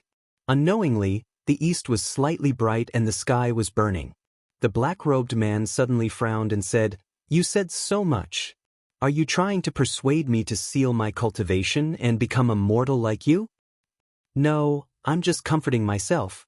Jiang Tian laughed self-deprecatingly and waved his hand. The eyes of innocence is a Daoist supernatural power. It focuses on the unity of the body and mind and not being blinded by desire. Even if you master it, if you let it go, you will regress. Take care of yourself. "You're right, sir." The black-robed man did not dare to disobey and retreated out of the cabin. All kinds of desires in his heart had long disappeared after listening to the lecture in the fog. There were many people who woke up early in the morning. They were talking and laughing. The morning fog was thin and the sun was shining brightly. The black-robed man seemed to wake up with a start and said to himself in shock, "What did I do? Did I just listen to that lunatic talk nonsense for the entire night? And I feel that what he said makes sense. Didn't I want to rob and rob? How could I forget?" Chapter 2022. After waving his hand to let the black-robed man leave, Jiang Tian turned his gaze to the window. He looked at the rising sun and the dazzling morning glow, seeming to be enlightened. After a few breaths, he turned his head back and looked at the empty door. He listened to the bustling morning. When he sensed that everything was peaceful, he exhaled quietly, as if he had gone through a fierce battle. "It's really not easy," he sighed to himself. If Jiang Tian wanted to experience the feelings of a mortal, he would really seal his cultivation and not let Dahe help him. He had to use his ability to deceive. Combined with his past experience and some insights he gained from sealing his cultivation, he dragged the black-robed man out for a night and eliminated all kinds of desires in his heart. At the same time, he used the requirements of the eyes of innocence to bind the black-robed man with half-truth and half-bluff. In this half of the night, he seemed to be an otherworldly expert, talking about what was external and what was true self. He was carefree and deep, but in fact he was mentally exhausted and worried about every step. He was afraid that the black-robed man would not be attracted by what he said, but he was also worried that he would go too far and cause a backlash. There were no fists, kicks, or swords.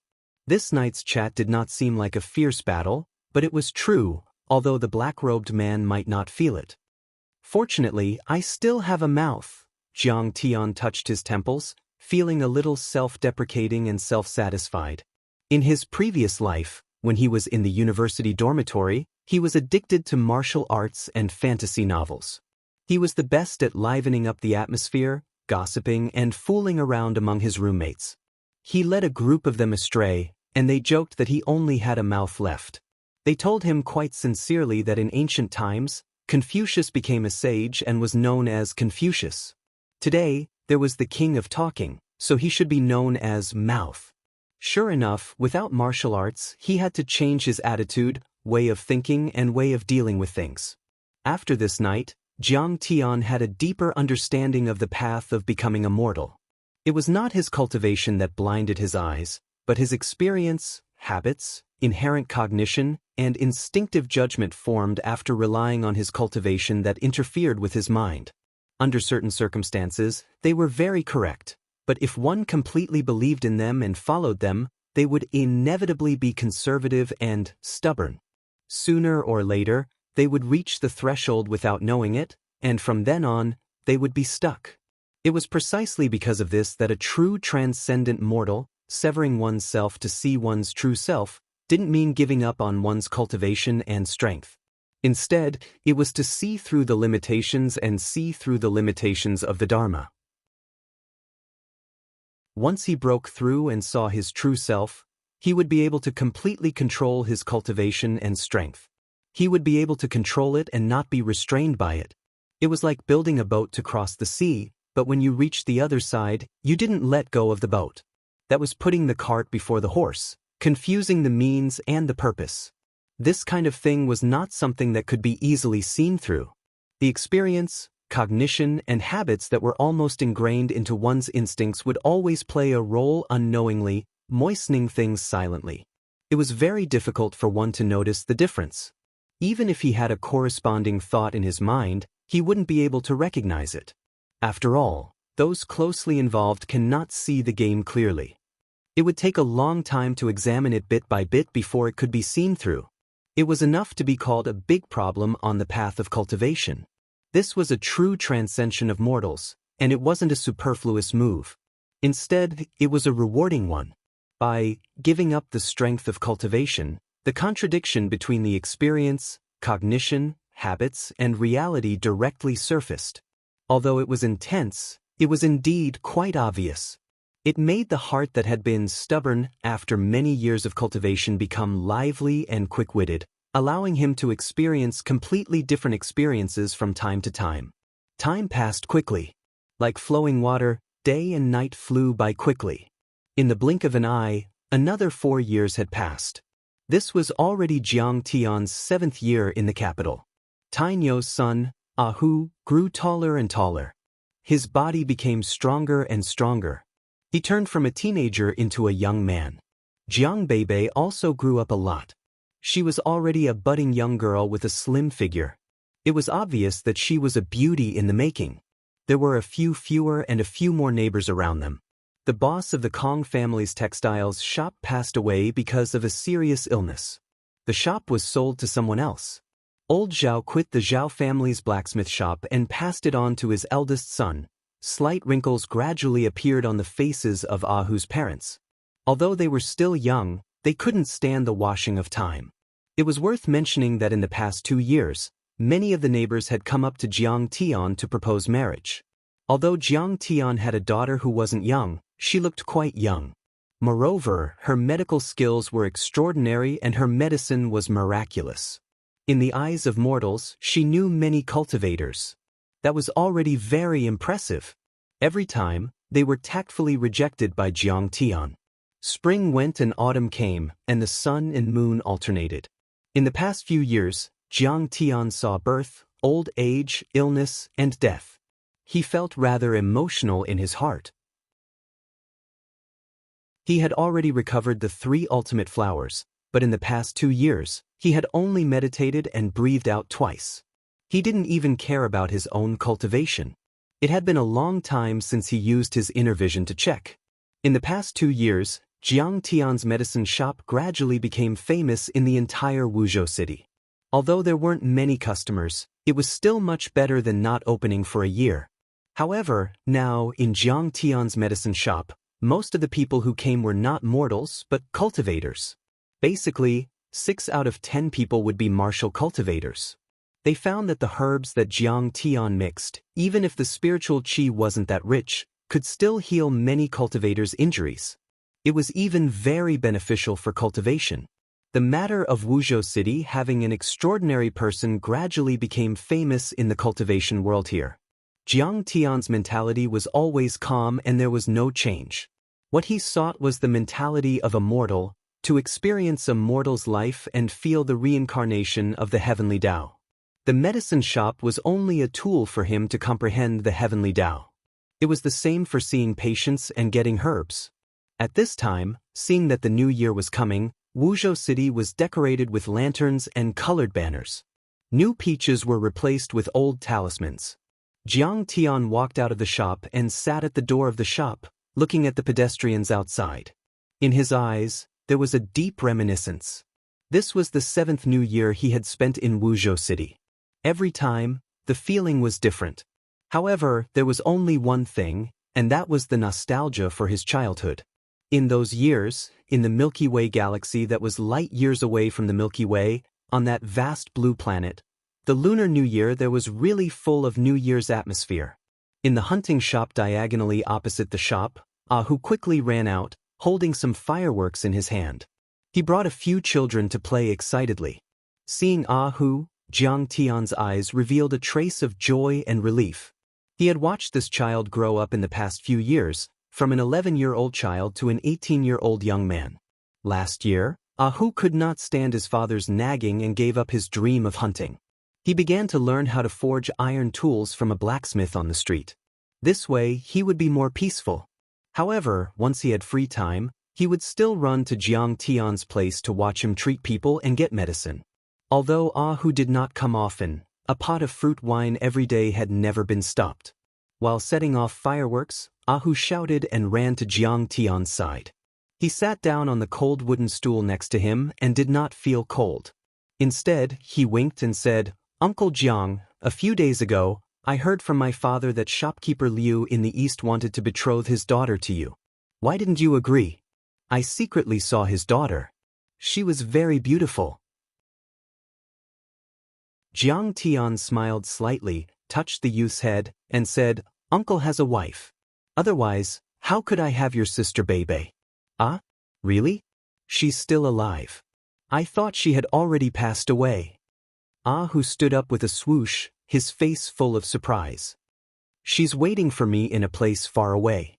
One day I'll go find her." Jiang Tian's eyes revealed a trace of tenderness, and a figure of Zhao Xueqing's back appeared in his mind. "I know. You must have had a child before marriage and were not accepted by your aunt's family. You came to Wuzhou City to do business and prepare to make a lot of money so that you can go back and marry her." Ahu laughed and imagined a lot of plots that he had heard from plays. Chapter 2023. Jiang Tian couldn't help laughing. He nodded and said, "Yes, when I make a lot of money, I'll go back and marry a wife." But he was thinking that his wedding with his previous life and this life was hasty. If they reunited one day, would he give her a grand wedding? It didn't need to be too grand. He just wanted to blow up a few stars as fireworks and shock the whole universe. "Where are Bebe and Dahe? Why didn't they spend the new year with you?" "Daoist.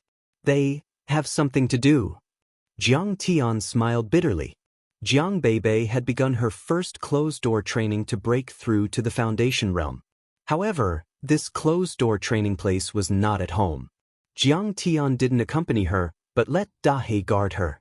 Therefore, he was alone at home at this time. "In that case, uncle, let's go to my house for New Year's Eve dinner," Ahu was about to speak. At this time, his father, Iron Bull, called from his new blacksmith shop diagonally across the street. Ahu quickly responded and said to Jiang Tian with a bitter face, "Uncle, I'm sorry."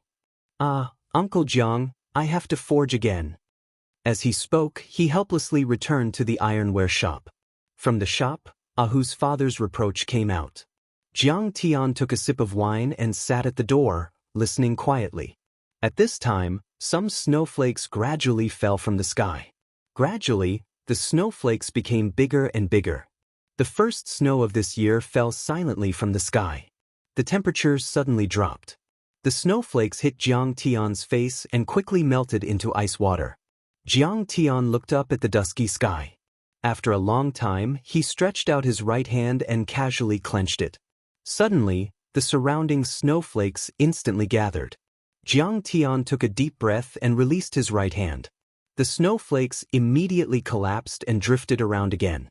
This scene happened so fast that no pedestrians noticed anything unusual.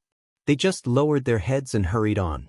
As the sky darkened and the lights came on, there were fewer pedestrians on the street. In the end, there was no one on the whole street. Even the surrounding shops were closed early due to the heavy snowfall and the New Year's Day. They no longer did business. The family gathered around the stove to warm themselves, eat New Year's Eve dinner, drink wine, and talk cheerfully. This warmth was not only physical, but also spiritual. The warmth of a family reunion could drive away any coldness. Jiang Tian's eyes gradually revealed a hint of loneliness. The coldness brought about by the snowflakes was insignificant to him. However, at this moment he looked at the surrounding shops that lit up one by one. On the entire street, only his shop was pitch black. Suddenly, a trace of coldness rose in his heart. This kind of coldness was not something that could be dispelled by any fire source, nor was it something that could be made up for by any divine ability or spell. This kind of coldness was the price to pay for comprehending the heavenly Tao. It was a necessity to experience life. If he wanted to become a divinity, he had to become a mortal first. However, even though it sounded easy, how could it possibly be that simple? Right now, Jiang Tian was experiencing the feeling of loneliness. His parents were billions of light years behind him in the Milky Way, on that small blue planet. Xianxia was in the distant core area of the central galaxy. She was thousands of miles away and it was difficult to see her. It was as if he was floating alone in the Saint Origin world. He could not see his old friends in front of him, nor could he see anyone behind him. Thinking about the endless world, he cried alone. He knew that this kind of loneliness would continue to haunt him until the day he jumped out of the chessboard of fate. Jiang Tian was silent for a long time before he staggered to his feet. At this moment he seemed to have aged a little. He slowly tidied up the chairs at the door, returned to the shop, and gently closed the door. "I can't let go. I can't let go." Jiang Tian looked at the cold pot and stove. In his mind, the scene of his family gathering and the lively scene of the disciples surrounding him appeared. He could not help but mumble to himself, his eyes lost focus. When he was cultivating in his previous life, he could not let go of his family. Now that he was reborn, he still could not let go. However, this kind of feeling was different from back then. If he wanted to reach the soul formation stage, he had to first become immortal. If he really let go of his family and everything, it would be impossible for him to become immortal. But why should I let go? The corner of Jiang Tian's mouth curved into a smile of enlightenment.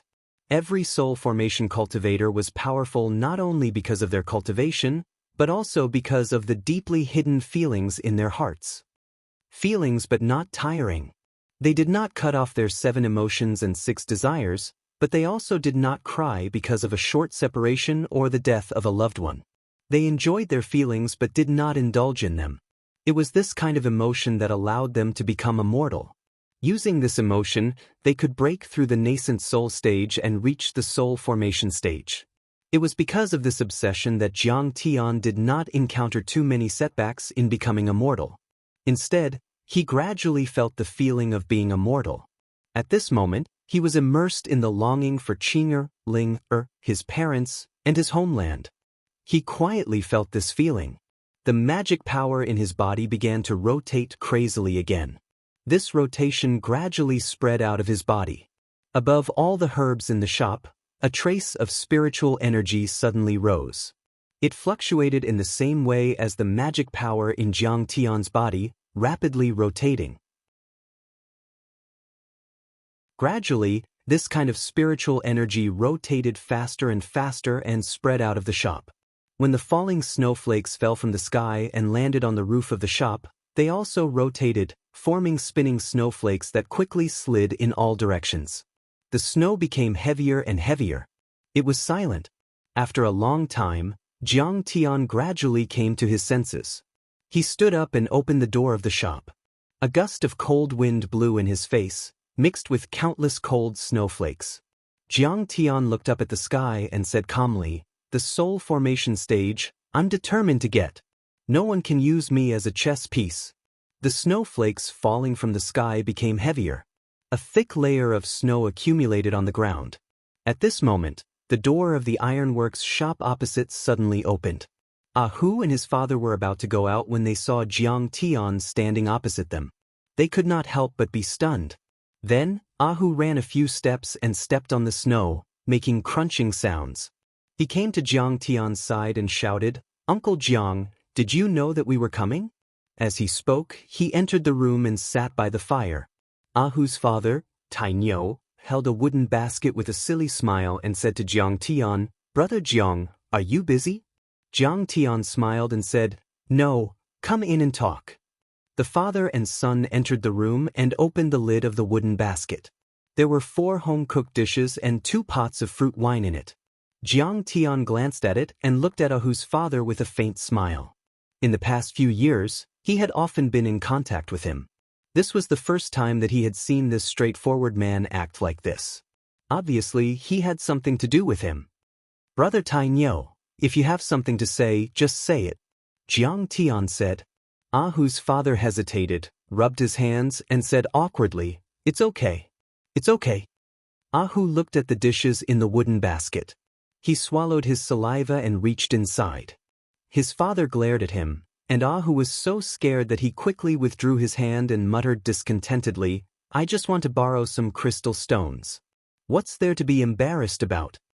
Ahu's father suddenly blushed and scolded, "Little bastard, I'll teach you a lesson when we get home." Ahu stuck out his tongue and said to Jiang Tian, "Uncle Jiang, my father is embarrassed. Let me tell you. My mother asked the matchmaker to arrange a marriage for me, but they asked for a lot of betrothal gifts. We don't have enough money at home." Ahu's father sighed, looked at Jiang Tian, and said helplessly, "Good brother, I'm really sorry to trouble you, but Ahu has no talent for cultivation. Mortals at his age are all married. The longer we wait, the harder it is to find a wife." Jiang Tian nodded with a smile, picked up the wine pot in the wooden basket, took a sip and said, "How much do they want?" Ahu's father hesitated and said, "In fact, they don't want much. Besides, I still have some debts outside that haven't been paid back. They want 30 low-grade crystal stones." Ahu curled his lips and whispered, "Mother clearly said that they need 80. You can't get back those bad debts." Before he finished speaking, he was glared at by his father again. Jiang Tian didn't say anything. He nodded and got up to go to the back room, where there was a large frame full of crystal stones and spirit stones. Jiang Tian casually picked up a piece of top-grade crystal stone, returned to the shop, and put it in front of Ahu's father. When Ahu's father saw the top-grade crystal stone, he was stunned and hurriedly said, "I don't need so much. Brother, take it back. I only need to borrow 30 low-grade crystal stones." In his opinion, the top-grade crystal stone was quite big. It was much more than what he needed. Jiang Tian picked up the wine pot and said with a smile, "Brother, this money is not for you. It's for me to buy wine. From now on, I'll buy a pot of wine every day. Your fruit wine is good. It's worth 10 years' worth of wine money." Ahu's father was stunned for a moment. Then he showed a grateful look and said, "Brother, this..." Ahu rolled his eyes and said, "Dad, just take it.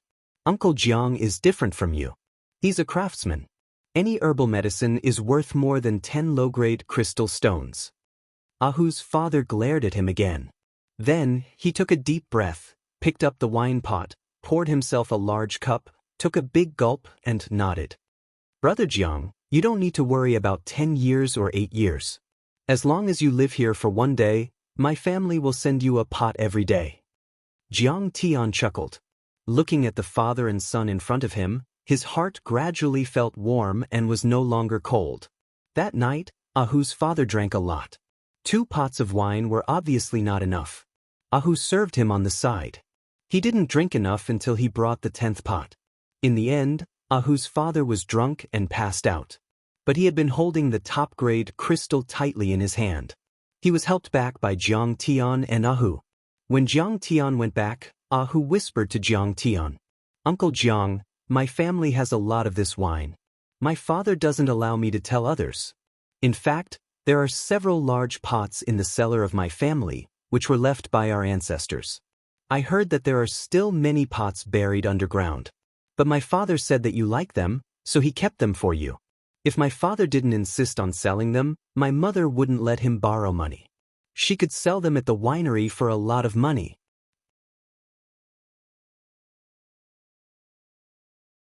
Chapter 2024. The night was dark, and the sound of firecrackers could be heard from afar. Braving the wind and snow, Jiang Tian returned to the medicine shop. He sat beside the stove, and his heart was filled with emotions. Dozens of low-grade crystals were a huge sum of money for mortals. But for cultivators, it was like dirt. They wouldn't even look at it. He picked up a cup of fruit wine and took a sip. A smile appeared on his face. Mortals were weak, but sometimes, the spirit that shone on them was even more precious. Just like Tainyo and his wife, they worked hard their whole life for Ahu to grow up. In order to find a wife for their child to carry on the family line, they were humble and even slightly scheming to borrow money. But this was precisely what made them valuable. No matter what, their bloodline continued. Ahu didn't have the talent for cultivation, but perhaps there would be geniuses among Ahu's descendants, allowing the bloodline to flourish for a long time. Time passed quickly, and another 3 years passed. Ahu married a girl from the grain and oil shop, the Wang family, and had a big fat boy. Ahu's mother became a grandmother as she wished. She held her eldest grandson and teased him all day long. Her hearty and happy laughter spread throughout the alley. Ahu grew a beard and opened a blacksmith shop. Unlike his father, who risked his life by hunting, Tainyo didn't go out of the city to hunt in the mountains. Instead, he helped his son. When it was good, he could get some orders from the Luoying sect. He earned more than his father when he hunted. However, because of this, their family had less free time. They were busy all day long. Only after the shop was closed did Ahu have time to drag his tired body to Jiang Tian's place with a pot of fruit wine. He watched him treat patients and get medicine. Ahu's body, perhaps because of these years of blacksmithing, became stronger and stronger. His muscles seemed to be cast from copper and iron. Even in the winter, the young man in his 20s only wore thin clothes and didn't feel cold at all. But the wrinkles on his parents' faces gradually increased. Jiang Tian's appearance also changed in the past 10 years. He no longer looked like a young man, but a middle-aged man. A few more wrinkles gradually appeared on his face, and his temples were gray. After all, if a person's appearance did not change in the slightest after 10 years, it would be an inconceivable thing for the kind and simple neighbors around him.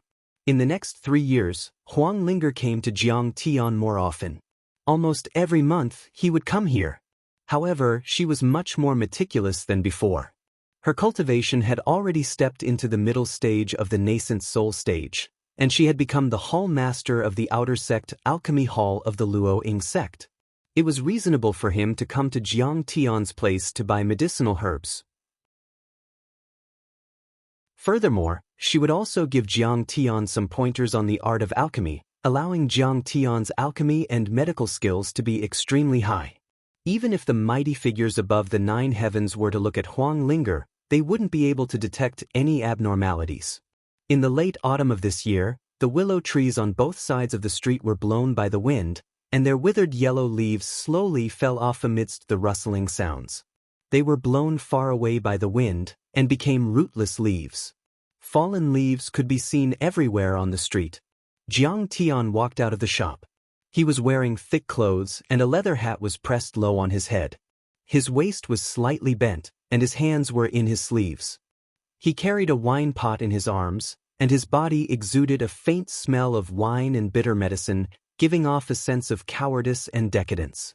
At this moment, if a citizen of the Eastern Empire or an old friend saw Jiang Tian, they would definitely not be able to recognize him. He was the all-powerful imperial advisor Siqing, who had killed countless people and whose hands were stained with blood. Even some of the cultivators who had fought with him would definitely not be able to recognize him. At this moment, he looked no different from a mortal. This was not a similarity in appearance, but a similarity in spirit. Even his bones and thoughts were no different. After 10 years of turning into a mortal, Jiang Tian had completely become immortal.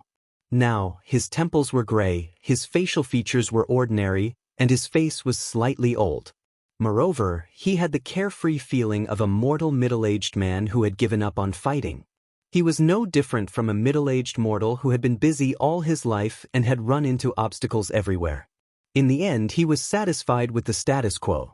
However, There was one thing that was slightly different from Immortal. That was his eyes, black and white, without any impurities.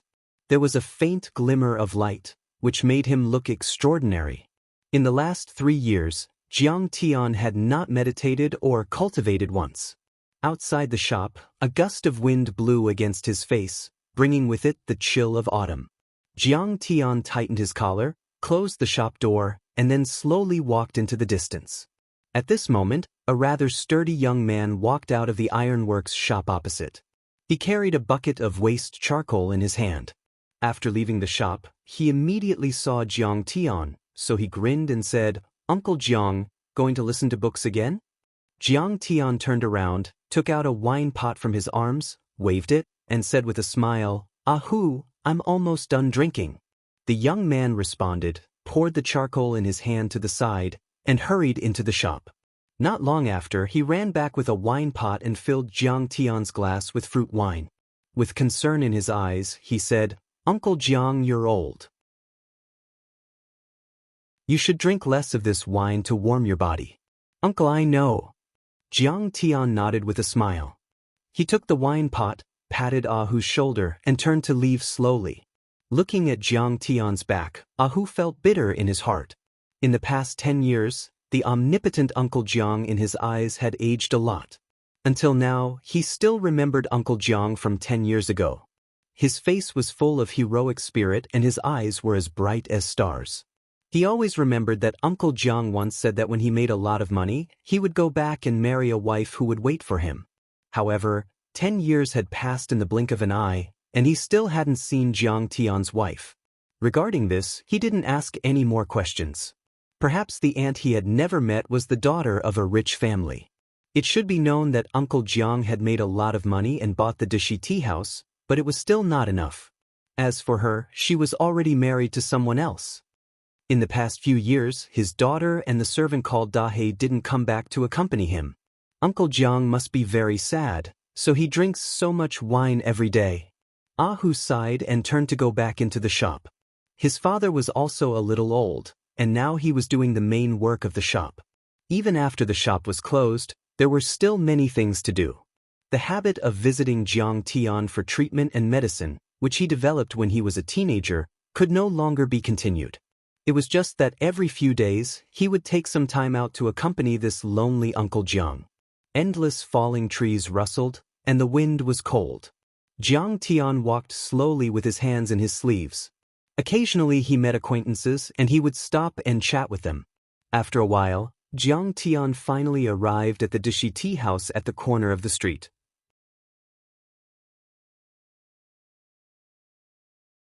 Chapter 2025. As soon as he entered, a rather clever young man with a towel on his shoulder immediately said with a smile, "Oh, Mr. Jiang is here. Please come in." Jiang Tian entered a private room, took off his leather hat, and said with a smile, "I don't have any money to reward you. It's useless no matter how enthusiastic you are." The waiter smiled and said, "Look at what you're saying. The shopkeeper has ordered that the first seat by the window on the east side will always be reserved for you."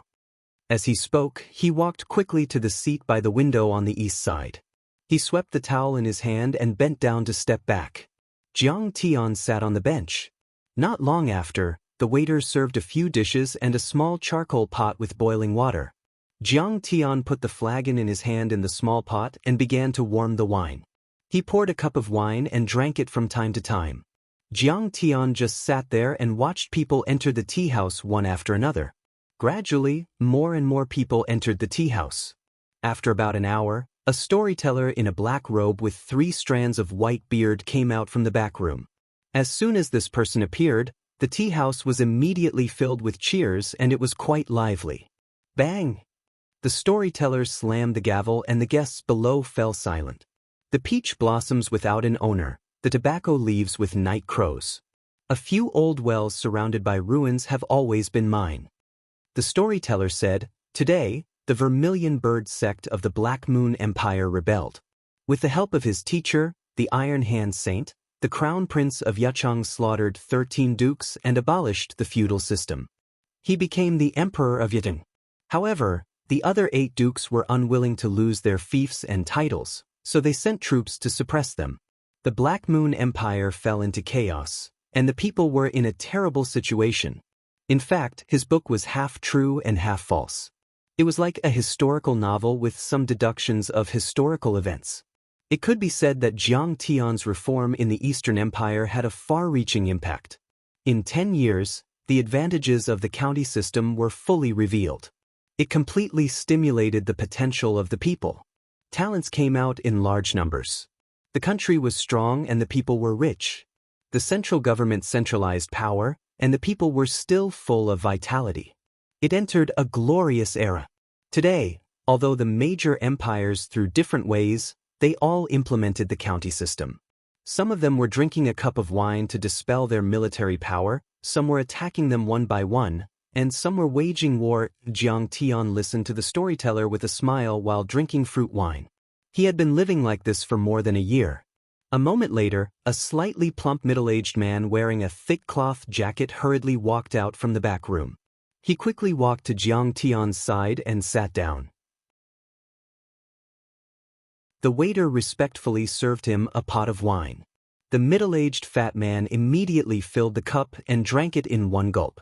He looked at Jiang Tian and said awkwardly, "Mr. Jiang, this?" Jiang Tian picked up the wine jug and took a sip. He smiled and said, "Manager Li, I'm not here to collect rent today. Don't worry."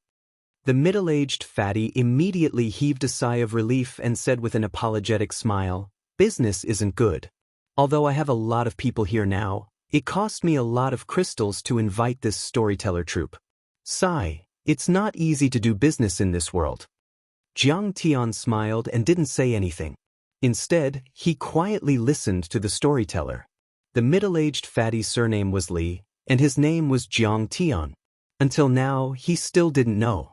2 years ago, this man went to Jiang Tian and mortgaged this shop. He begged and begged to borrow 200 crystals, and he still hadn't paid the money back. This shop had now become Jiang Tian's. In the past year, he saw that Jiang Tian came almost every day. He felt uneasy and often came to find out what was going on. After Fatty Li left, the sound of a string instrument rang out, and another group of beautiful performers went on stage to sing. As the performers' beautiful eyes turned, the men in the tea house cheered. At this moment, a rather obscene voice came from outside the tea house. "Oh, this little girl sang well. She lured me here from the north of the city." Good. The moment the voice came, an old man in a gray cotton robe walked in. The old man's hair was messy, his face was blue and purple, and there were several big footprints on his chest and lapel. As soon as he came in, he immediately cheered loudly. The waiter frowned and scolded, "Where did this beggar come from? Go away. I have no money today." As he spoke, he stepped forward and was about to push him away. The old man stared and said, "You touch me. If you dare to touch me, I won't get up. I'm here today to listen to the opera." The moment Jiang Tian saw the old man, his eyes suddenly flashed with a light that hadn't been seen for many years. This old man's strength was not bad. He was actually at the sage realm. The manager of the tea house sitting opposite Jiang Tian, the middle-aged fatty, immediately frowned, stood up, and walked quickly to the door. He rummaged in his pocket for a long time, and finally took out a piece of coarse crystal, which was not even a low-grade crystal. After throwing it to the old man, he said, "I've given you the money. Hurry up and leave. It's really bad luck." The old man took the turbid crystal and bit it with his teeth. He grinned at the waiter and said, "Yes, it's true. Yes, it's true. Crystal stones are the hard currency. Do you see that? Your shopkeeper is quite sensible." Humph. As he spoke, he threw the crystal stone in his hand, which fell into the waiter's hand, and said proudly, "A pot of good tea." Then, his gaze swept over and landed on Jiang Tian. He walked over.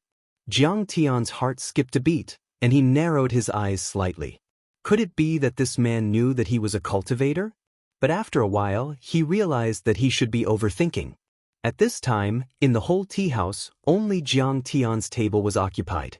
The rest were all occupied. The waiter was stunned for a moment.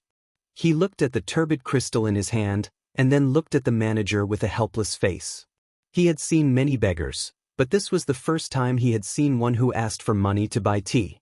"Mr. Jiang is our distinguished guest. This seat, you can't sit there." The middle-aged fat man's face twitched. He rolled up his sleeves and was about to throw the old beggar out. But at this time, Jiang Tian raised his hand and said, "Forget it. I've given you the money. Why don't you buy something to eat? You just want to drink tea. Forget it. Serve him tea." The middle-aged fat man immediately paused. He hesitated for a moment, muttered a few words, and turned to the back room. "Little brother, you're quite sensible." The old man smiled, picked up Jiang Tian's fruit wine, poured himself a cup, and took a sip happily. "Tsk, good wine." The strange old man smacked his lips, looked at Jiang Tian, and suddenly exclaimed exaggeratedly, "Wow, wow.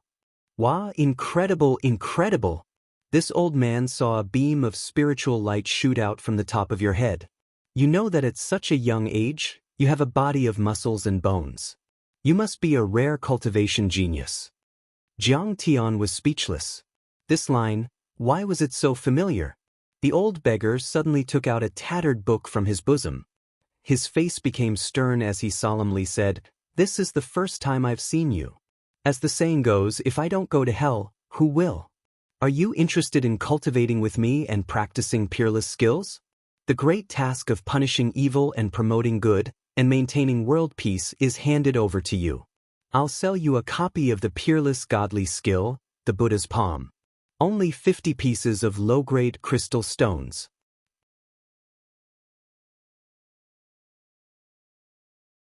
Chapter 2026.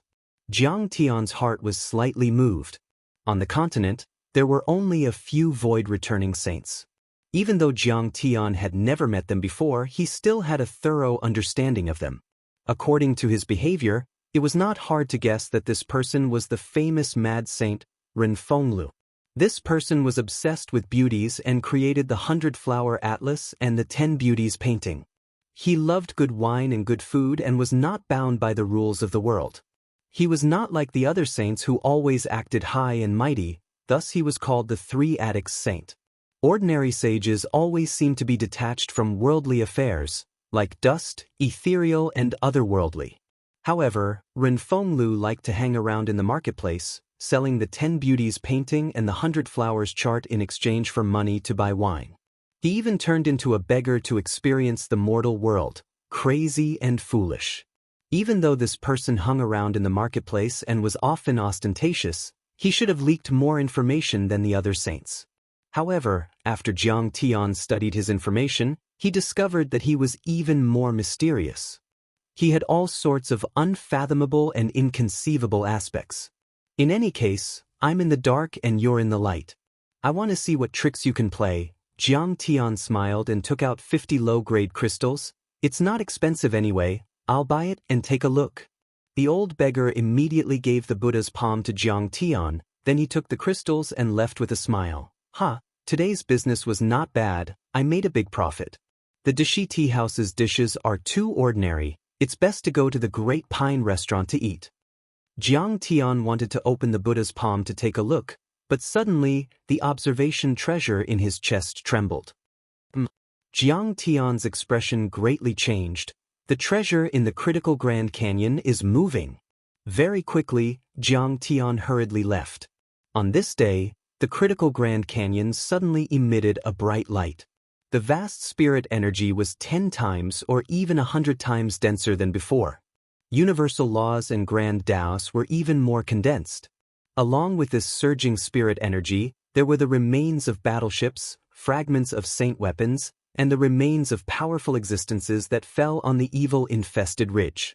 These treasures came from different eras, including the Middle Age, the Ancient Age, and even the Primordial Age and the Desolate Age. Many of them were invaluable and extremely beneficial to cultivators. In an instant, the entire continent was shaken. The news that the Great Juncture Canyon was about to open spread across the entire Saint Origin world in the shortest time possible. Whether it was the aristocratic families, the mortal empires, or the secluded sects, they all received the news. In fact, Many major forces had already calculated the date when the critical Grand Canyon would open. That was because the Grand Canyon only opened once every 100 years, and it had been 90 years since the last time it opened. Therefore, the opening this time was just a few years ahead of schedule. However, it didn't matter even if it was brought forward. For this opening, countless empires and sects had made ample preparations and were eager to give it a try.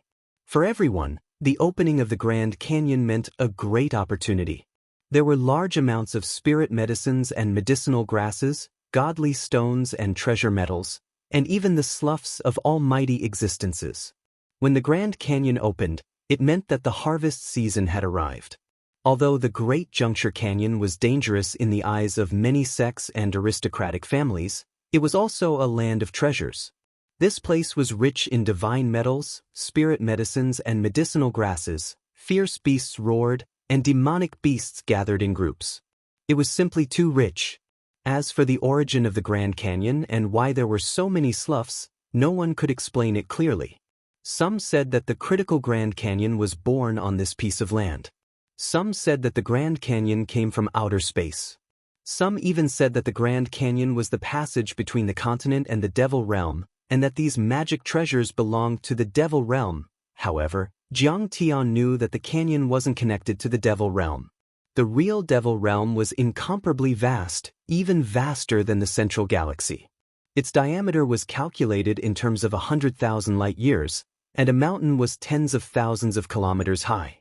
If the Devil Realm was connected to the Saint Origin world, the Saint Origin world would be immediately devoured by its terrifying attraction force. Jiang Tian had entered the Great Juncture Canyon several times in his previous life and discovered the reason for the eruption of Devil Chi. It was just a fragment of the Devil Realm that fell into the canyon. The Devil Realm fragment should have fallen in the Desolation era, and the specific age was unknown. However, the area of the Devil Realm fragment was not small. Moreover, there was an unknown supreme demonic being, the Devil's Claws, which constantly released Devil Chi to nourish them and formed a Devil's Nest, which was a system suitable for the demonic beings to live in. There were too many demonic beings and resources were scarce. Naturally, they had the desire to expand.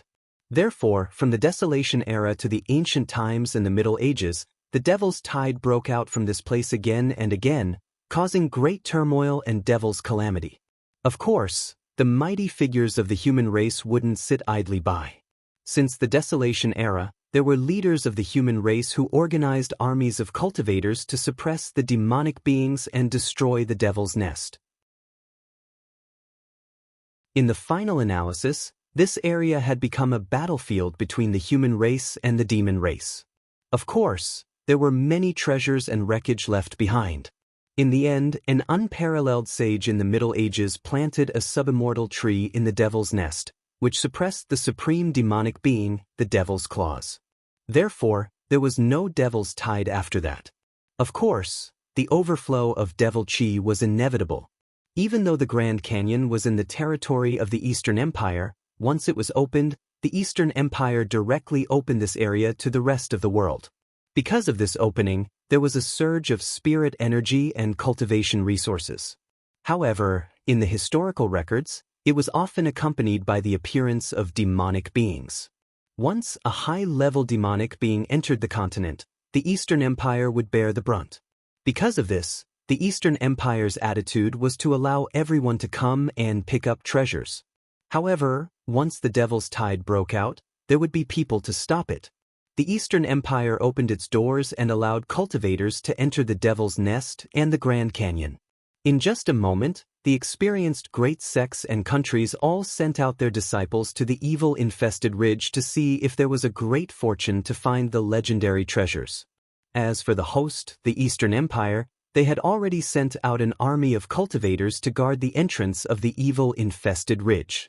Outside of welcoming the disciples from the great sects and countries, they were also there to see if there were any sects or cultivators that were qualified to enter the evil-infested ridge. Even though the evil-infested ridge was said to be shared by the entire world. In fact, the sects that were qualified to enter the evil-infested ridge were all great sects and countries or famous heroes. As for the smaller sects and ordinary cultivators, They didn't have any hope of entering the evil-infested ridge. As a sacred ground, the Luo Ying sect naturally didn't want to fall behind. Not only was this the time to harvest cultivation resources, but it was also a once-in-a-lifetime opportunity for the disciples to train themselves and improve their cultivation. Whether it was killing demonic beasts or avoiding the evil energy, both were rare experiences. This time, the two big shots, Lian Huahun and Saint Qianemo, were leading the team. There were also 4 spirit transformation disciples and dozens of nascent soul disciples. Of course, this wasn't enough. They still needed to bring a few servant disciples as well as some external laborers as a supplement. Cultivators were high above and didn't need to do many things themselves. They needed to take care of their daily lives. Their flying ships, chariots, and other treasures needed to be maintained, so they needed to organize their harvest. As for Jiang Tian, he quickly applied to be a laborer. He boarded the flying ship and headed towards the evil-infested ridge. In fact, before the departure of the Luo Ying sect's disciples, even half a month ago, there were already people stationed at the evil-infested ridge. The evil-infested ridge was like a dragon lying on the earth, separating the heaven and earth. The entrance to the evil-infested ridge was right in front of the cliff. This cliff spanned for 100,000 miles.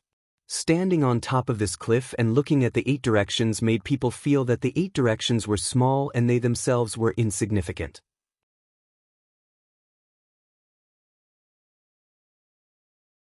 Chapter 2027. The first group to enter the evil-infested ridge was the Eastern Empire's team. The Eastern Empire's vanguard, outside of being the host to welcome the disciples from the great powers, was also responsible for screening the qualifications of the sects and cultivators to enter the evil-infested ridge. This time, the Eastern Empire's vanguard was personally led by eldest Princess Mou. In addition, the Eastern Gorge County Governor, Lin Yang, was the vice commander. In the first Hidden Dragon exam after the Reformation, Lin Yang performed well and was ranked in the top 5 of the empire. At that time, he was appointed as the Demon Slayer General and took orders from eldest Princess Mou. In the war against the Pantheon of Demons in the following years, he fought valiantly at the vanguard and made remarkable contributions time and time again. His official rank was jumping every year. Right now, he was already in the level of a governor of a border. Today, the Myriad Demon Temple only existed in name. The demons either surrendered or were killed. Dongfang Jie's whereabouts were unknown. Outside of the fact that his official rank was not hereditary, his authority was even greater than his father's in the past. The original 108 territories were divided into more than 50 counties. As the governor, the area under his jurisdiction was even larger than Jinyuanhou. In order to eliminate the Myriad Demon Temple, Lin Yang fought in the evil-infested ridge for many years. Since he was the governor, he understood the situation and was fully responsible. 10 years of fighting, 10 years of tempering, Lin Yang was no longer the ignorant youth of the past. His face had become resolute while his gloomy gaze carried traces of fierceness. He wasn't as lively and frail as he was all those years ago. His cultivation also increased by leaps and bounds, entering the early spirit-severing stage. His aura was mighty and his future was limitless. When the Eastern Empire's team was stationed at the evil-infested ridge's entrance, many cultivators had already heard the news and came. Especially the vagrant cultivators and young cultivators in the vicinity, after hearing the news, they came early to watch from afar. These vagrant cultivators and young cultivators definitely didn't have the qualifications to enter the evil-infested ridge. However, they wanted to fish in troubled waters and see if they could sneak into the evil-infested ridge during the chaos. Even if they couldn't sneak into the evil-infested ridge, they could use this chance to see the grand characters of the great powers. If they had the chance to see the grand characters of the saints, then this trip wouldn't be a waste. After the Eastern Empire's troops arrived at the evil-infested ridge, these vagrant cultivators wisely left the ridge and watched from afar. They were not foolish enough to oppose a monster like the Eastern Empire. The Flying Phoenix sect master is here. Not long after Lin Yang and the others arrived on the mountain, they saw a cultivator riding a flood dragon horse. There were only 3 to 5 people following this sect master. Even so, this sect master's natural laws surged, and there were great Dao fragments submitting to him. This made the expressions of many small cultivators change. The Flying Phoenix School is amazing. 3rd place in the 2nd Hidden Dragon exam. They actually received special permission from His Majesty to create a school and obtain the qualifications to enter the evil-infested ridge and explore the Grand Canyon. Many young cultivators enviously commented after seeing the Flying Phoenix School in the distance. When the sect master of the Flying Phoenix sect arrived, Lin Yang, who was in charge of welcoming the guests, only cupped his fists from afar. The sovereign Su De didn't dare to be arrogant in front of Lin Yang, so he settled down on his own. Next, a few sect masters from the Eastern Kingdom who were qualified to enter the evil-infested ridge also came. However, they didn't bring many people and didn't dare to show off. They were very respectful towards Lin Yang and Mou. This was the characteristic of the Eastern Kingdom. The sects were no longer high up, they were vassals of the imperial power. The imperial power was not naturally obtained, it was bestowed by the people. The ruler was light while the people were important. The responsibility of cultivators was to fight for the mortals. The real big head is still the Starfire Academy. The Starfire Academy is supported by the entire kingdom. That's right. Sect masters like Sudo were all recruited from other countries and sects in the continent through the Hidden Dragon exam. They were allowed to create the Flying Phoenix sect in order to maintain the diversity of cultivation methods. Originally, they were all supposed to be teachers at the Starfire Academy. Many cultivators laughed and said. Very quickly, they also arrived at the Starfire Academy. Rays of light pierced through the heaven and earth. Natural laws surged and the Grand Dao surrendered. There were dozens of spirit formation cultivators and several hundred nascent soul cultivators. Unfortunately, there were no saints. However, this momentum was not inferior to the 10 great divine schools. Their development could be said to be rapid. The leaders were Lin Hanqing and Fang Jinlong. The 2 of them had already given up their ancestral titles and fiefs. Moreover, they disliked the competition in the imperial court and were unwilling to become ministers. Furthermore, they missed Jiang Tian and helped him fulfill his wish.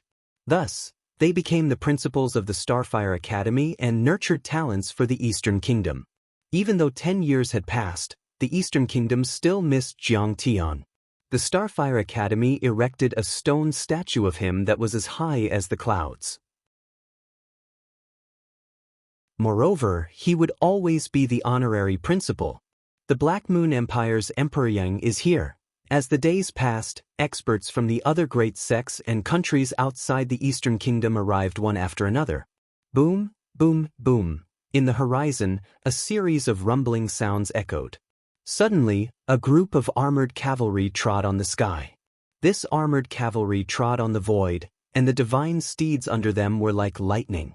In an instant, they drew a long shadow in the void. This armored cavalry trod across the sky like a flash of light. Nay, along with a long neigh, the cavalry that was like a torrent of steel instantly stopped above the cliff.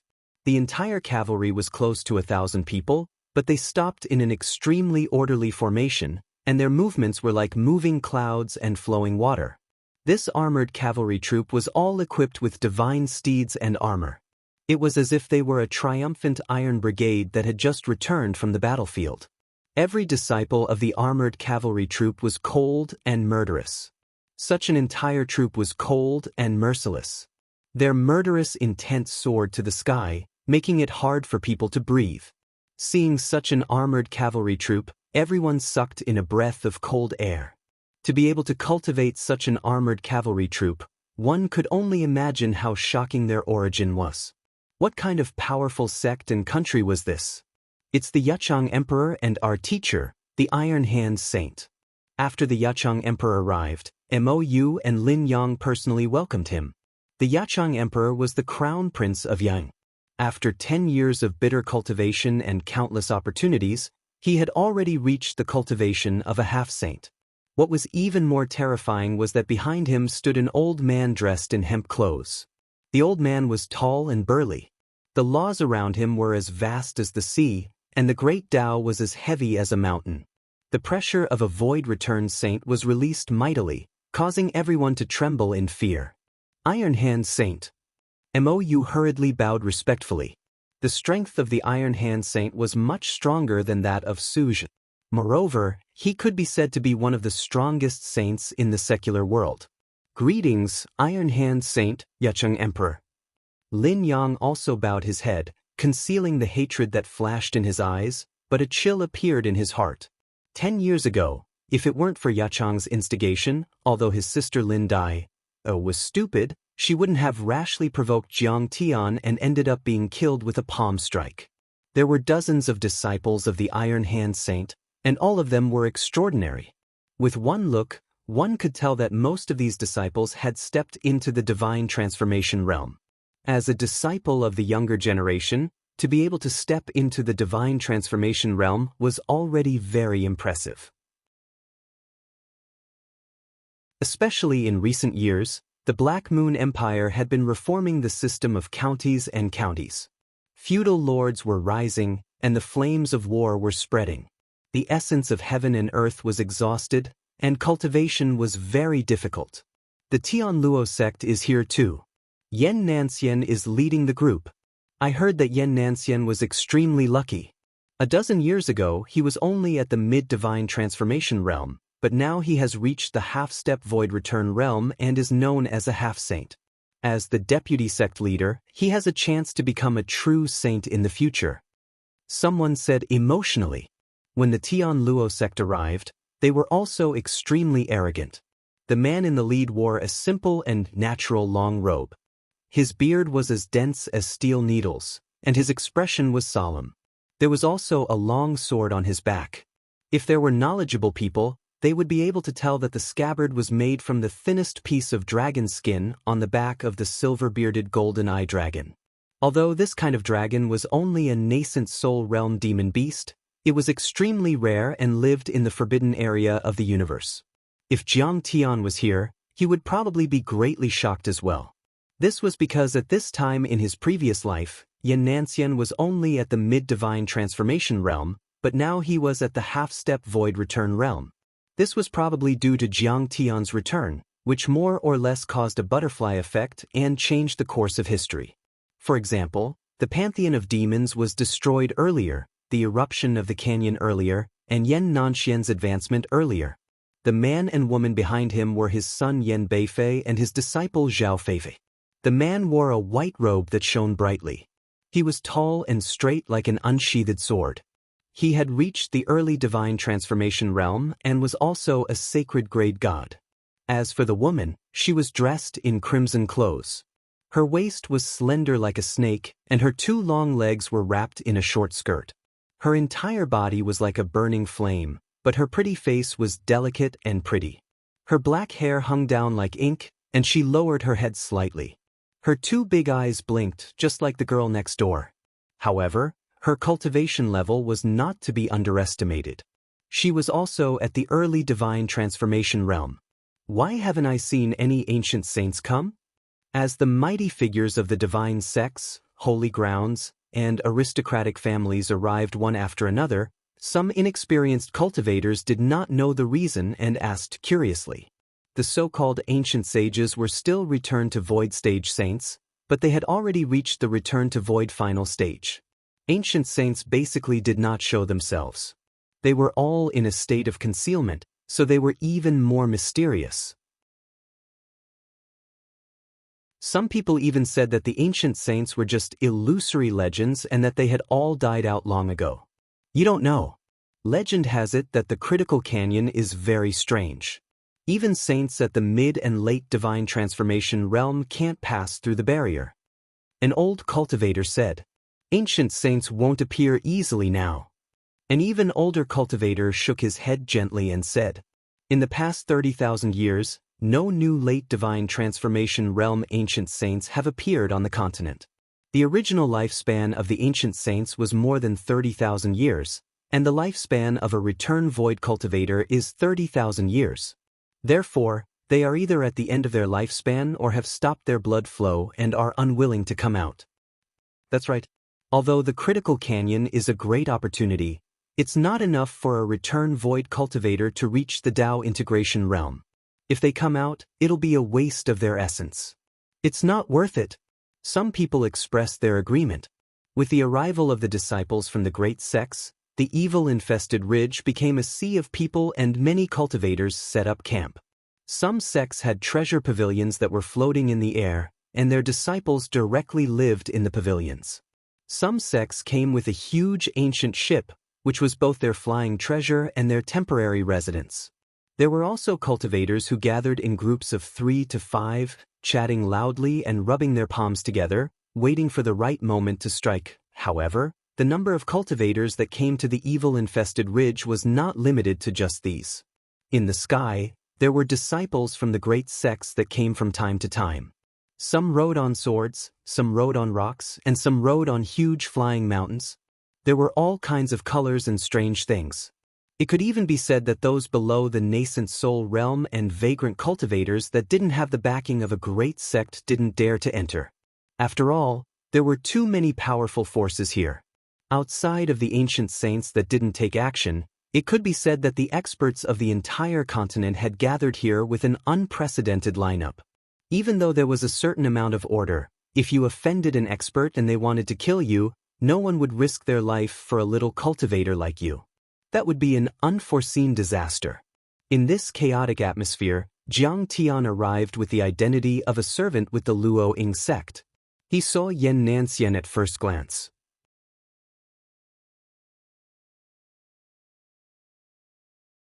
Chapter 2028. Xianxia, Zhao Feifei, Yan Beifei. How we finally meet. The timing couldn't be better. Instantly, new and old grudges surged in his heart. In his previous life, Xianxia had once taken in Jiang Tian. Jiang Tian had become a disciple of the Tian Luo sect. Xianxia seemed to think highly of Jiang Tian and approved of him. He poured cultivation resources into Jiang Tian as if they were free. He taught him everything he knew and told him everything he knew.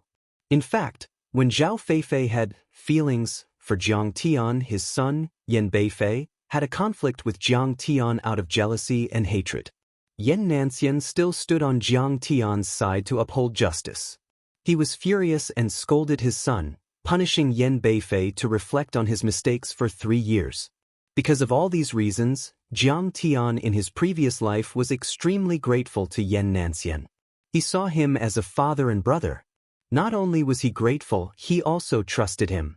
However, very quickly, Jiang Tian also faced the cruelest blow since he stepped into the cultivation world.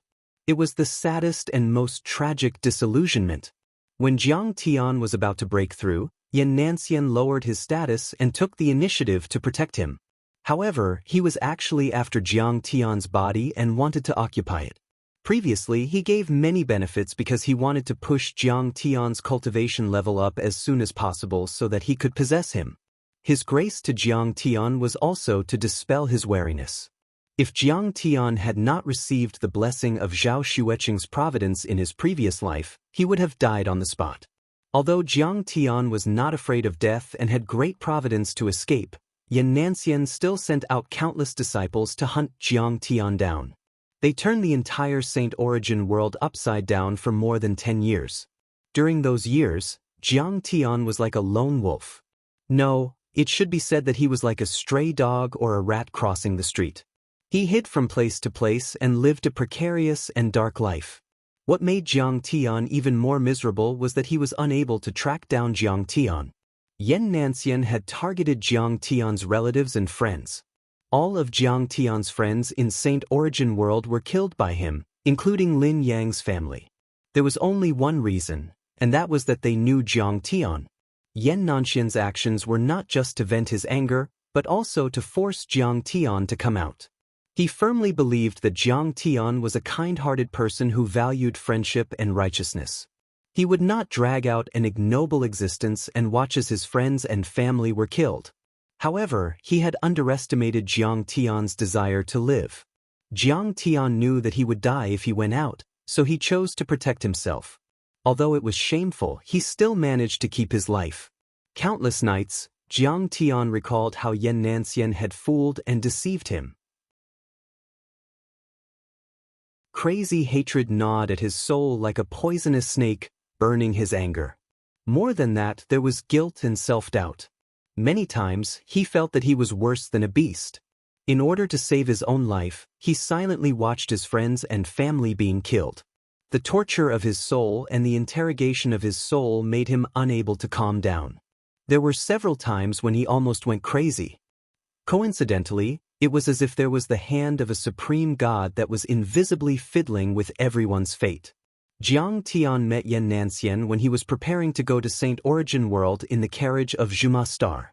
At that time, Xianxia had just reached Divine Transformation Realm and Jiang Tian had the strength to kill him. However, even though Jiang Tian's hatred was monstrous, he still did not take action. The reason was that Jiang Tian was waiting for the opening of the Devil's Back territory today, waiting for the appearance of the Devil's Claws and the quasi-immortal tree so that he could obtain the opportunity to reach Divine Transformation Realm. Before that, he could not complicate matters. After all, Jiang Tian was an old demon that had cultivated for 10,000 years and lived 2 lives. His mentality was extremely calm and rational. Compared to improving his cultivation and ascending to immortality and becoming a god, grudges were just a small matter. It was not good to lose the big picture for the small. However, now that the Devil's Claws were spewing out devil chi, the quasi-immortal tree was almost decaying. Jiang Tian was about to obtain the opportunity and end his journey in Saint Origin World. Xianxia and the others had come to deliver their heads. How could he not kill Jiang Tian? Jiang Tian's emotions were in turmoil, but his face was extremely calm and gloomy. His sharp eyes flashed, and after retracting them, they became dull. His waist was bent, and there was no trace of murderous intent or aura fluctuation. Xianxia is already a half-saint of void return. This is much higher than his cultivation in his previous life. In fact, many people's cultivation progress is much higher than it was in their previous life. Their progress is accelerating. The reason is very simple. I implemented a new policy in the Eastern Empire, but I didn't expect that a single spark could start a prairie fire. Now, many secular countries in Saint Origin World are affected by the new policy. Most of the secular empires, through peace or war, have implemented the county system and abolished the enfeoffment system. The potential of the people has been stimulated to the extreme. Talented people have been born in large numbers, and giants have been born. They have become an existence that can compete with the hidden sects. The power of the secular empires has also made the hidden sects feel challenged. Just like in the Eastern Empire, the sects have become vassals of the imperial power. It's just that the Imperial Academy is flexible. Therefore, the secluded sects are also rapidly improving their strength under the pressure. Specifically, every cultivator can obtain more cultivation resources, cultivation techniques, and so on from the sections. The speed of advancement is several times faster than before. The secular empires and the hidden sects are like the United States and Soviet Union fighting for hegemony on Earth. They have launched an arms race, and the potential of both sides has been stimulated. Jiang Tian thought in his heart, but on the surface he was like an ordinary person, listless, cowering, and dispirited, as if he was about to die.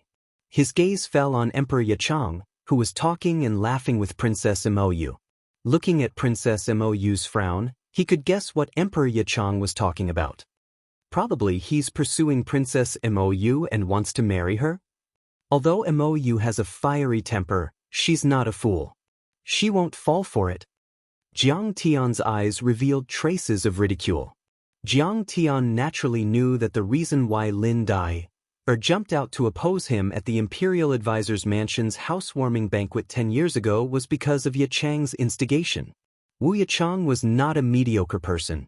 At that time, he saw the huge potential of Jiang Tian's reform.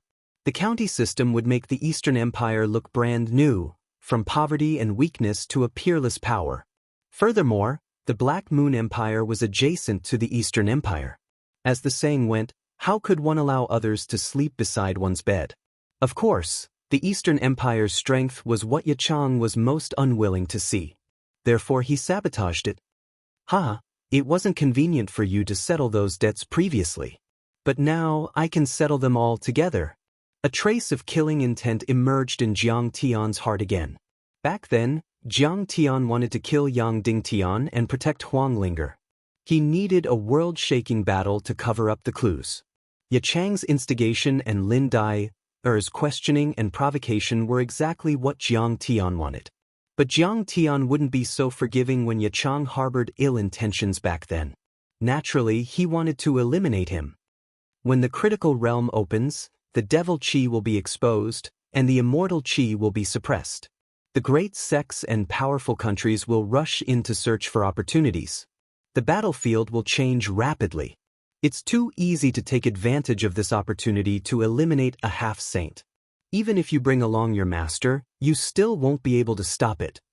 Jiang Tian glanced at the Iron Hand Saint beside him, who was dressed in hemp clothes and had a simple and crude face, and a trace of contempt flashed in his eyes. The Iron Hand Saint was indeed a genuine Void Return Saint and wasn't weak at all. His cultivation and strength was much more terrifying than the sect patriarch of the Cold Moonsword sect, Su Zhe, who besieged Jiang Tian during the housewarming banquet. The reason why Jiang Tian was so fearless was because in his previous life, Jiang Tian had ventured deep into the critical realm canyon more than once. Furthermore, he had flipped through a large number of ancient books and records regarding this place. It could be said that this place was extremely mysterious and dangerous to ordinary people. But to him, it was transparent and had no secrets to speak of. Jiang Tian had the geographical advantage and could make use of various opportunities to eliminate the Iron Hand Saint.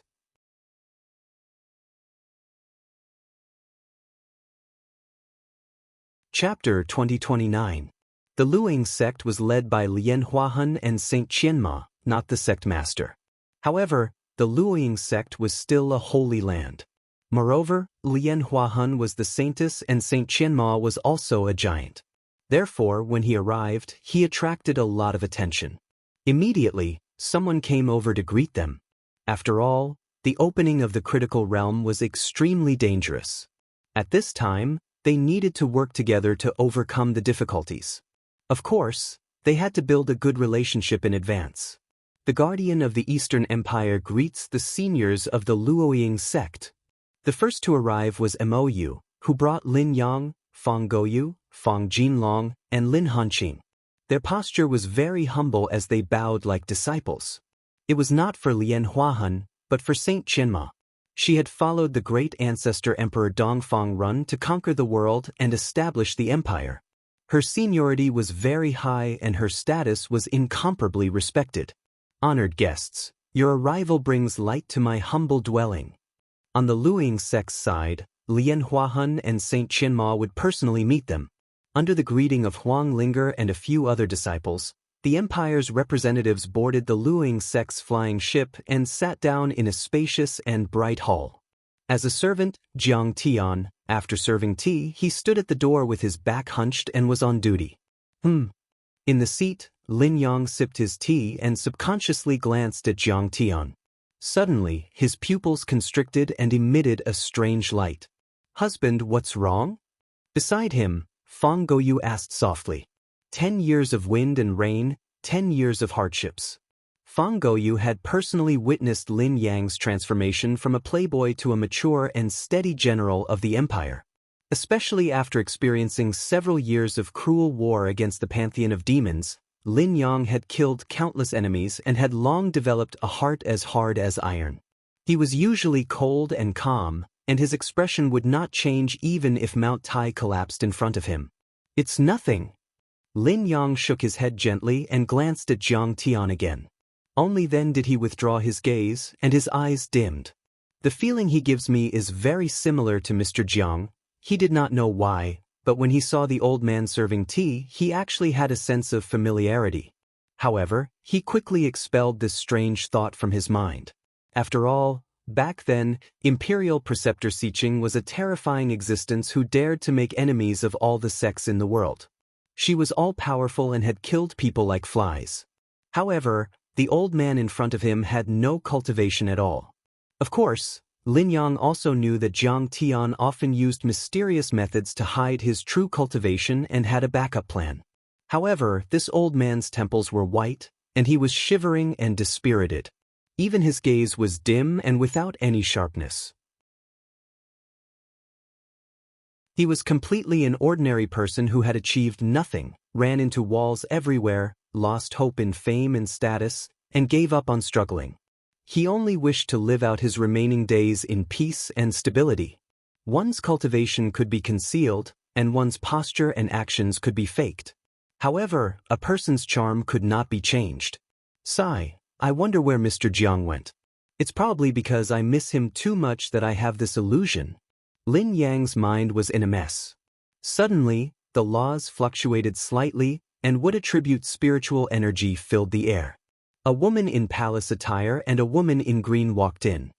Saint Qianma and Saintess Lian Huahun have arrived. Greetings, Senior. Lin Yang and the others quickly got up and saluted. Everyone, please have a seat. Saint Qianma smiled kindly and waved her hand slightly. Thank you, Senior. Everyone sat down. Saint Qianma glanced at everyone and a gratified look appeared in her eyes. She smiled and said, Little Mou, you've broken through to the half-saint realm. Congratulations. I once heard that you've been stuck at the 6th level of the soul formation realm for decades and couldn't advance an inch. In the past 10 years, you've improved by leaps and bounds. In 10 years, you've walked the path of the previous 100 years. If you can break through, the Eastern Empire will have another young and powerful saint to oversee it. Thank you for your encouragement, Senior.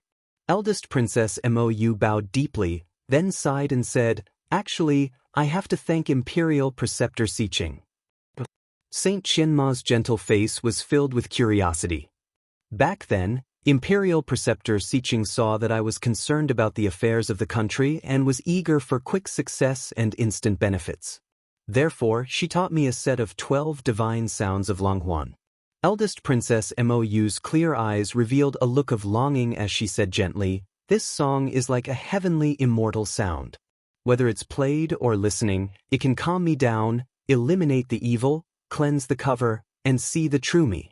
Therefore, one by one, the barriers were broken through without any attack. That's right, breaking through was as easy as blowing off dust.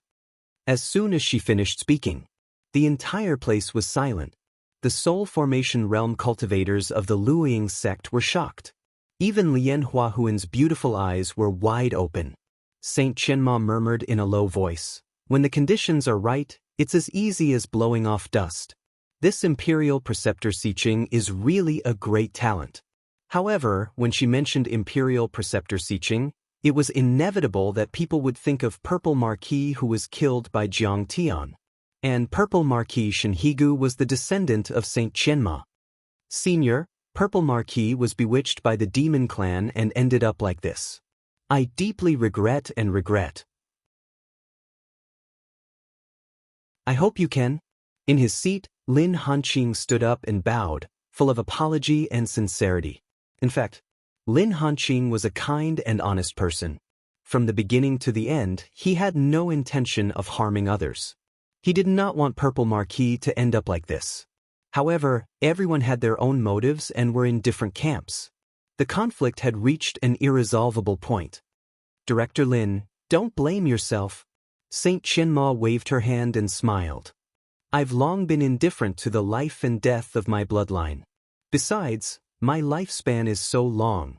My descendants have already spread and I have dozens of bloodlines. It's fine to break the bloodline of Purple Marquis. At the end of the day, Purple Marquis betrayed the Empire and colluded with the demons. He only has himself to blame. Under the seat, Eldest Princess Mou, Lin Hanqing and the others were filled with admiration. Saint Qianma's breadth of mind was indeed extraordinary. At this moment, another announcement sounded from outside the door. Yan Nanxian of the Heavenly Luo sect and his son, Yan Beifei, request an audience. Since there are new guests, we will take our leave for now. Mou and Lin Hanqing stood up tactfully. Don't be in a hurry. Saint Qianma smiled and urged them to stay. I'm very happy to see that there are so many talents in the empire. Just accompany this old woman and chat for a while. I also want to know more about Starfire Academy's new policies and the situation of Starfire Academy. These are all treasures left behind by Imperial Tutor Siqing. Then I'll have to trouble you. Everyone had no choice but to sit down. Qianma Saint looked at Lian Huahun and said, "Sect girl, you will be in charge of receiving the Tian Luo sect." "Martial uncle, it's fine." Lian Huahun smiled and said, "Fellow Daoist Yan Nanxian, other than paying a formal visit, should have come to find a dual cultivation Dao companion for his son." Saint Qianma was slightly taken aback and said in surprise, "I heard that Yan Beifei and Zhao Feifei are married." "Indeed. However, Yan Beifei wants to find another concubine to aid his cultivation," Lian Huahun said. "Our sect's female cultivators mainly cultivate wood-type cultivation techniques that nourish tens of thousands of nomological laws. They have always been the most sought after, so," Saint Qianma frowned when she heard that. "Then, it has to be consensual. Previously, when Yang Dingtian wanted to marry Huang Linger, I heard that Huang Linger wasn't willing."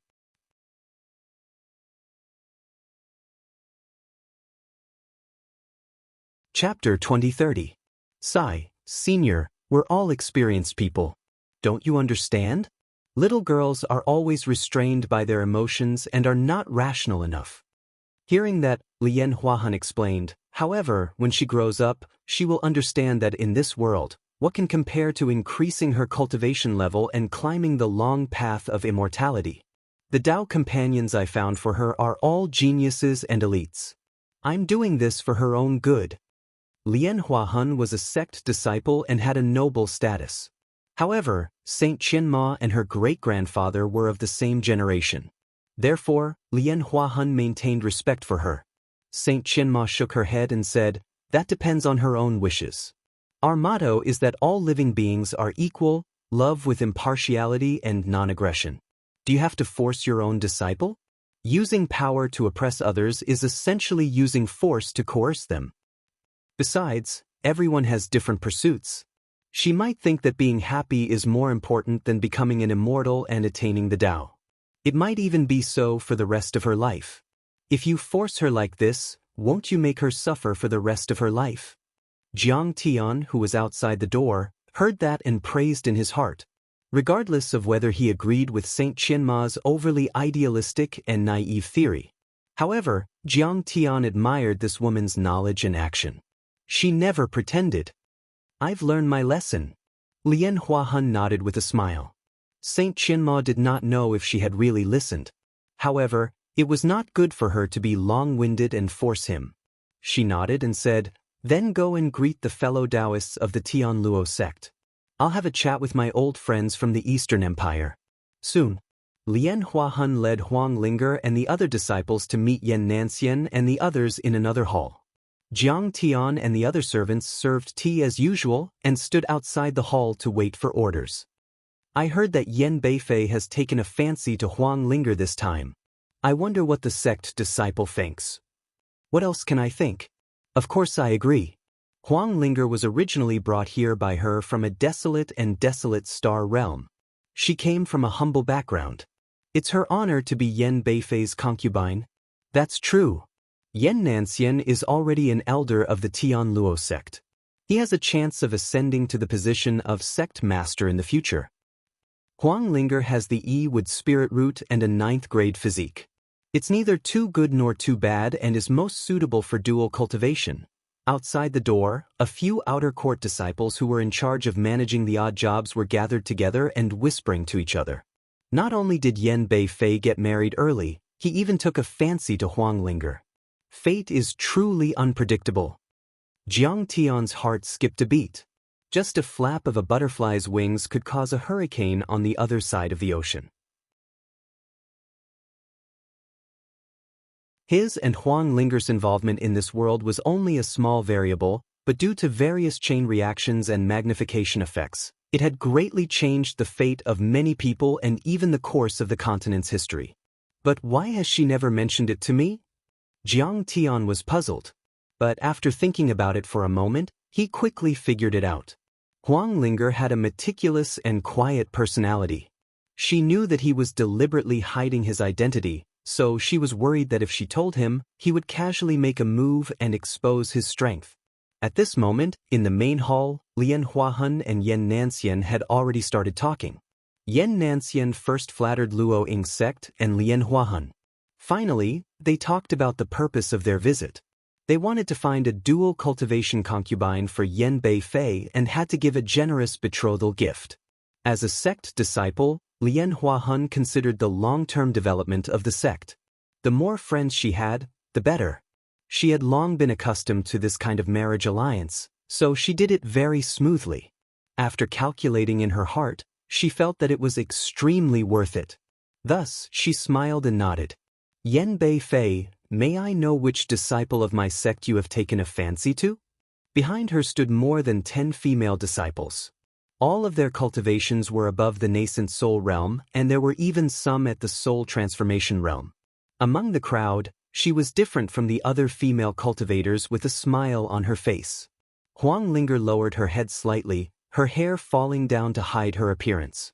She understood that on the surface, everyone was following their master to meet the guests.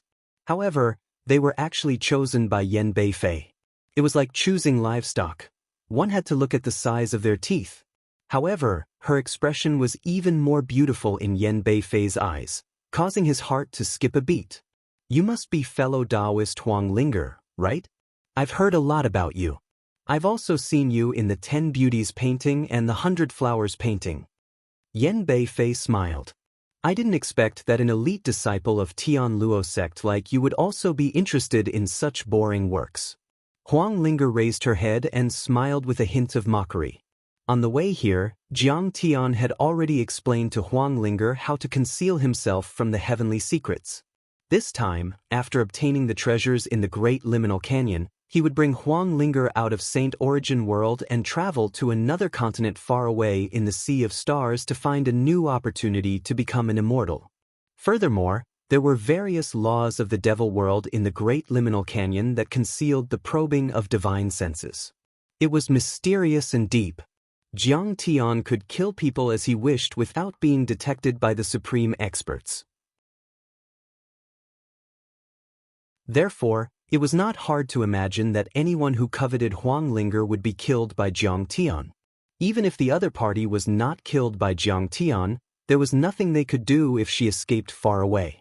At that moment, she was no longer afraid, but she was more or less annoyed. After all, she was kind and gentle. She truly did not want to see Yan Beifei provoke her and be killed by Jiang Tian. Of course, this was also because she did not know about the feud between Jiang Tian and Yan Beifei and the others. Otherwise, she would not have cared. Yan Beifei was also slightly stunned when he sensed the mockery in Huang Linger's tone. However, he was not angry. Instead, he found this woman interesting and his desire to conquer her was provoked. He smiled in a seemingly carefree manner, showing off his knowledge of the cultivation world. It's a balance between work and rest. It's easy to fall into a state of mental exhaustion if you blindly cultivate. Only by alternating between tension and relaxation can you be close to the mortal world and comprehend everything in the world. Only then can you have a source of fresh water and not let your soul dry up. Huang Linger was expressionless and did not reply at all. However, Lian Huahan looked at Yan Beifei with admiration. Yan Beifei, have you taken a liking to Linger? I've embarrassed myself in front of you, senior. Indeed, I fell in love with Huang Linger at first sight. I hope that you can grant me my wish, senior. Yan Beifei cupped his fists. Lian Huahan replied without hesitation, no problem. She did not seek Huang Linger's opinion at all. That was because, in her opinion, everything that Huang Linger had right now was given to her by her. Naturally, she could control her own fate. Furthermore, her marriage to Yan Beifei was not only beneficial to the sect, she would not mistreat Huang Linger either. Yan Nanxian nodded slowly, looking satisfied with Huang Linger as well. This woman had an extraordinary foundation and should be able to nourish his son if they were to dual cultivate. If normal dual cultivation did not work, he would use his fiend skills to suck her dry. At the very least, he would be able to push his son up a few levels. Thank you for granting my wish, senior. Yan Beifei was overjoyed and smiled. Little sister Ling, the liminal canyon is very dangerous. However, I will protect you along the way. His gaze was also unbridledly caressing Huang Linger's curvaceous body. His posture was very frivolous and his gaze was very greedy. He looked as if he could not wait to devour Huang Linger. Huang Linger's pretty face darkened and she bowed. Master, I'm not willing to marry. I only want to accompany you for life. The moment she said that, the entire place fell into dead silence. No one dared to believe it. They did not expect that the usually obedient and gentle Huang Linger would dare to disobey Lian Huahan.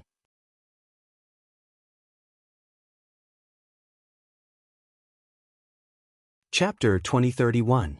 Yan Beifei's face darkened. He was clearly displeased. He thought of himself as a genius and was very handsome. Countless female cultivators were infatuated with him. Therefore, he was very narcissistic. He did not expect to be rejected. What's going on? Yan Nancian was calm and composed, but he forced a smile. He was slightly displeased. He had also greeted Lian Huahan before. She had said that there was no problem. But now, this disciple had flatly rejected him. Lian Huahan, how do you discipline your disciples? Lian Huahuan's face darkened. Her gaze turned cold. She said in a low voice, Ling, it's your fortune that Master has betrothed you to Yan Beifei. It's also for your future. She picked up the lid of the teacup and gently stirred the tea leaves in the cup. She concealed the fierce killing intent in her beautiful eyes. What else do you want? Do you think that a wild girl from a remote star region like you can't be interested in Yan Beifei? It's important to know one's own limits. Master's teachings are right. Huang Linger said in a neither servile nor overbearing manner. Ling was born in a remote star with a backward orthodoxy. It's inevitable that my knowledge is shallow. Moreover, my constitution, talent, and comprehension are all very poor. I've always felt inferior. I think that I'm completely unworthy of Brother Yan Beifei. Outside the door, Jiang Tian's eyes widened. He almost laughed out loud. This was the standard good guy card method of women rejecting men on Earth. He did not expect her to use it so smoothly. Yan Beifei suddenly felt speechless. Yan Nancian also frowned. Lian Huahan also did not know how to vent her anger. She said in a low voice, Don't belittle yourself. Master's teachings are right. Huang Linger bowed again and said seriously, My constitution is not good. I know that my constitution is not good and my talent is limited. Therefore, I wish to invest my limited energy into unlimited cultivation. Moreover, the continent is filled with demons and evil. Demonic qi has invaded, and the people have no way of making a living. As a disciple of the divine sect, I bear the responsibility of protecting the world. I worry every day and have no heart for love. This time, Jiang Tian's eyes almost popped out of their sockets. He suddenly remembered that when he was in university in his previous life, there was a classmate who was rejected by a girl after she confessed to him. The reason was, the motherland has yet to be unified, so how can I be in the mood to talk about love? Now it seemed that Huang Linger was also proficient in this field. Lian Huahan was so angry that her hands were trembling. She stared at Huang Linger in disbelief. She didn't know if this girl was really stupid or just pretending to be stupid. She wanted to slap Huang Linger to death, but she couldn't really do that. After all, what the Luoying sect preached was that all living beings were equal and they loved all living beings with impartiality. They could not bully or attack each other. Since that's the case, there's no need to force it. Yan Nancian forced a smile. After all, he was looking for a Dao companion for his son. They needed to be compatible with each other. He couldn't force it. Otherwise, it would be like a melon that was forcefully harvested would not be sweet. Dual cultivation would not work, and it would even harm Yan Beifei. Yan Beifei was still angry and said in a low voice, he said in a deep voice, Fellow Huang Linger, you just look down on me. Why do you have to be so polite? Just say it. Huang Linger did not say a word. Her expression was calm, and Yen Beifei was helpless. Fellow Daoists, I'm sorry. It's my fault for not disciplining her properly. That's why this girl is so impudent. Lian Huahun cupped her hands slightly and apologized to the two of them. She had made up her mind to teach Huang Linger a lesson after this. Fellow Daoist, you're too polite. This is a small matter. There's no need to worry about it. Yen Nanxian smiled and revealed a stern expression. The key is that our sects can work together in the exploration of the Great Canyon at the critical boundary. That's true. The Great Canyon at the critical boundary is incomparably dangerous. Demonic chi flows, demonic creatures wreak havoc, and the laws of the demonic world cover the sky. Not to mention us, even ancient sages can die in there. Lian Huahun deeply agreed. Immediately after, she discussed the operation strategy in the Great Canyon with Yen Nanxian. The discussion lasted for a full 15 minutes before Yen Nanxian stood up and bade farewell. Lian Huahun led everyone to send him off. Before he left, all the servants bowed with their heads lowered as a sign of respect. Jiang Tian followed suit. However, Yen Beifei was extremely displeased. He raised his hand and slapped towards Jiang Tian, hollering, "Dog of a slave, how dare you be disrespectful to me?"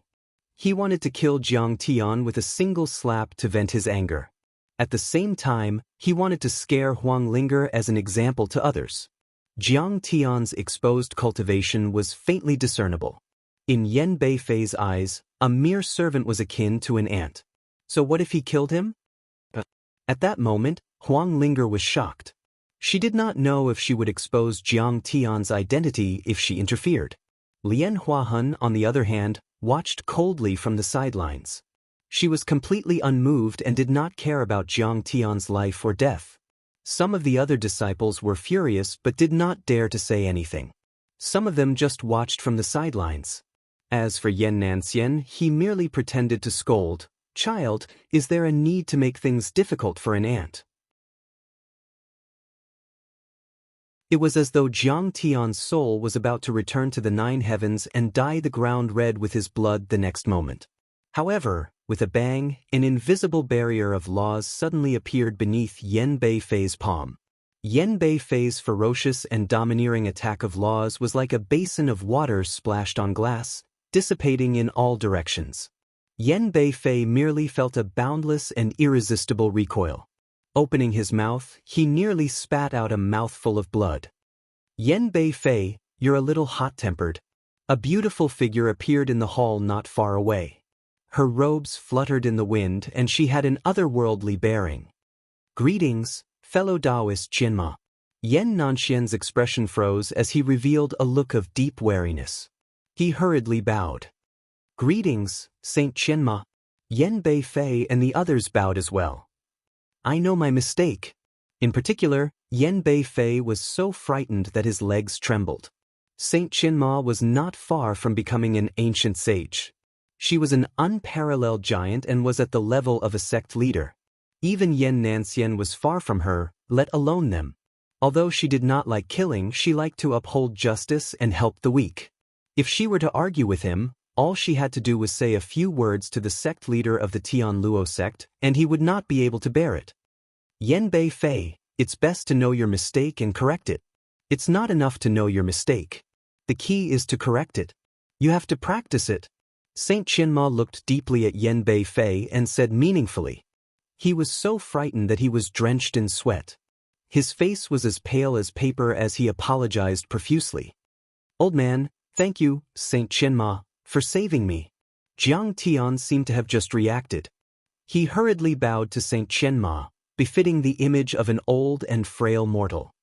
"Sir, there's no need to be so polite." Saint Qianma returned the bow before turning around and sending the guests from the Eastern Empire away. "I will remember this kindness." Jiang Tian straightened his body and looked at Saint Qianma's back. He secretly made up his mind. In the next few days, the experts from the Ancient Medicine Hall, Nine Mysteries Sect, Thunder Yang Sect, and other sacred grounds arrived at the evil-infested ridge.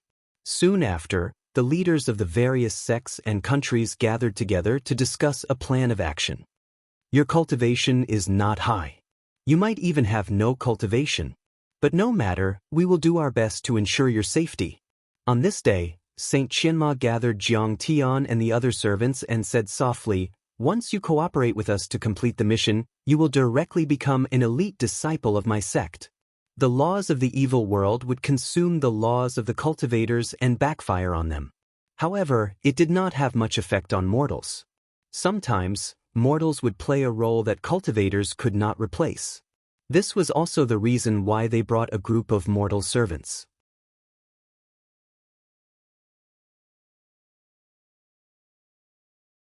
Chapter 2032. Fairy, I heard that the critical canyon leads to hell and is filled with demons and evil spirits. I'm afraid of death, so I don't want to go. Fairy, please forgive me for being useless. I really want to help, but I don't dare to. The servants were all afraid and wanted to leave. They tactfully but firmly refused. They knew the benefits of cultivation. Becoming an elite disciple of the Luoying sect was like a fish jumping through the dragon gate. But their lives were more important. Seeing this, Saint Qianma was disappointed, but she didn't want to force them. She forced a smile and said, "All right, then you can take the bounty and leave quickly. The critical canyon is about to open. This place will be even more dangerous." "Thank you, Fairy." Everyone left. Only Jiang Tian stepped forward and said, "Fairy, this old man is willing to go with you." Great. Saint Qianma was happy. At the very least, there was a mortal left behind. Rumble. At this moment, there was a sudden change. In the critical canyon, waves of demonic chi surged up into the sky like black ink. Countless demonic phantoms appeared and roared angrily as if they were going to rush out of the ground and devour the entire Saint Origin world. At this moment, whether it was cultivators or mortals, the entire Saint Origin world felt an evil, cruel, and depraved attraction. Whether it was the demon race or the human race, all kinds of evil and resentment were born in their hearts. They hated the heavens, hated the earth, hated the people, hated the karma, hated the cruel fate, and hated that they didn't kill enough. This was the power of the demonic chi's corruption and assimilation. Once assimilated, whether it was the demon race or the human race, they would all become demonic and become demonic. Of course, this was only the aftermath of the demonic chi. It wasn't the real corruption. The devilish hatred in the hearts of the common people of Saint Origin world only lasted for an instant. This is the demonic realm fragment nearing Saint Origin world. Jiang Tian's heart trembled as he stared at the abyss of the canyon. In essence, it was equivalent to two worlds that had merged through the demonic realm fragment. The treasures of the demonic realm and the resources of immortal ascension had all appeared. This demonic realm fragment used to be the ancient battlefield between humans and demons. Ja, ja, ja. At this moment, it was as if a great array had been activated. The components of the array began to rotate and mesh. Beams of light shot into the sky. Then, endless laws and fragments of the great Tao fell from the 9 heavens. They formed a rune array at the entrance of the canyon and suppressed the demonic chi. The two sides collided with each other and finally formed a relatively stable situation. The runes formed by the runes of the demonic realm and the laws of this world worked together to form a door, forming a passage to enter. It's open. The critical canyon is open. At that moment, someone shouted. Everyone regained their senses from the shock, and they all became restless. Even an expert like Saint Qianma could not remain calm. Even though the probability wasn't high, what if he encountered a Dao integration stage resource? Then she would be able to take another step forward. If even she was tempted, what more others? Everyone's emotions were very complicated. Nervousness, greed, fear, excitement, anticipation, more or less all of them. Let's go.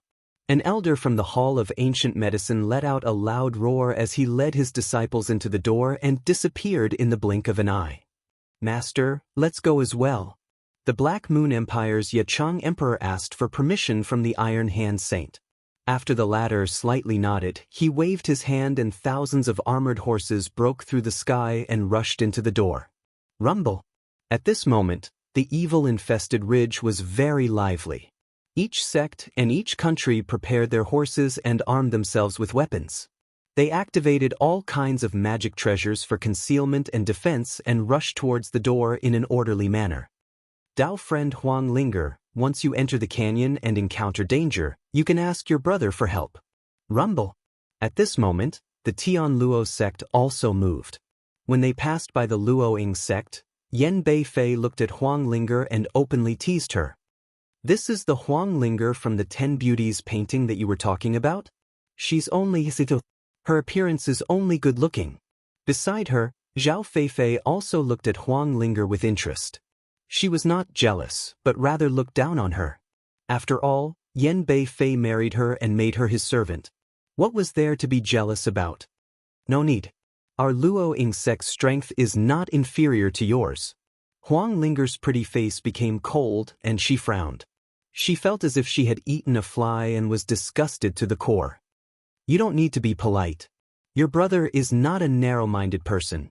Even if we can't make a deal, I will still be benevolent. Yen Beifei didn't have any self-awareness. He was a self-proclaimed romantic. He thought about it. No matter cultivation or background, he was a good match. Huang Linger had no reason to reject him. She must be playing that game of loosening the reins only to grasp them better. Yes. With this thought, Yen Beifei felt that Huang Linger's rejection was even more interesting and aroused his desire to conquer. You're too ugly, Huang Linger straightforwardly said. This one sentence caused Yen Beifei's neck to turn red and he almost vomited blood. However, he couldn't continue to argue because they had reached the door and quickly entered the passage. Go. It's our turn. With Saint Qianma's order, everyone from the Luoying sect looked nervous and expectant. Next, the flying boat shone brightly and the propulsion furnace burned. The various runes carved on the boat also shone. It flew into the air and entered the passage through the door. Everyone's eyes widened. Through the protective barrier, they could see the scenery deep in the canyon. This was a completely different world. When they scanned with their divine sense, they didn't know how many millions of miles it was. It was much bigger than it looked. In essence, it belonged to the space fragment of the demonic world. It didn't belong to this world. In this world fragment, the mountains and rivers changed color. The plants and trees were demonized. It was filled with demonic qi. It was filled with violence, tragedy, destruction, killing, hatred, and other negative emotions. In front of them, the mountains were pitch black without any green. It was as if they were made of copper and iron. Even the dust was like iron shavings. As far as the eye could see, there was no life at all. In all directions, there were black mountains like iron dragon corpses. One by one, they intertwined on the ground. Demonized plants began to appear. Ancient vines were like strange snakes. Giant trees were like umbrellas. The branches and leaves were like demonic claws, blocking everyone's sight. As they went deeper, there were demonic roars and strange cries. Some were like poisonous snakes spitting out their tongues. Some were like rattlesnakes crawling past. Some were like thunder, shaking the earth and mountains, making people's scalps go numb. In addition, there were demonic mists that pervaded the air. Multicolored specks of light flickered about, extremely beautiful, but also full of danger. Some of the lights were even the size of a lamp. It was as if demonic beasts were watching coldly. It made people's hair stand on end. Stepping into this world, everyone tried their best to restrain their spiritual power. They tried their best to become mortals. This was because the laws of the demonic world seemed to have spirituality. They took the initiative to invade the laws of the human world. The stronger your spiritual power, the stronger the pressure from the laws of the demonic world. Stepping into this world, everyone felt that the demonic qi was dense and heavy. It was 10 times or 100 times denser than the outside world. However, at the same time, the laws of the continent were also 10 times or 100 times stricter here. They were used to resist the former. Therefore, this also reflected the characteristics of exploring this place. Risk and opportunity coexisted. Many cultivators who stepped into this place for the first time were moved by it. Its dangers, strangeness, and the opportunities it contained were all shocking. Critical Grand Canyon. Stepping into this world, even Jiang Tian sighed softly in his heart.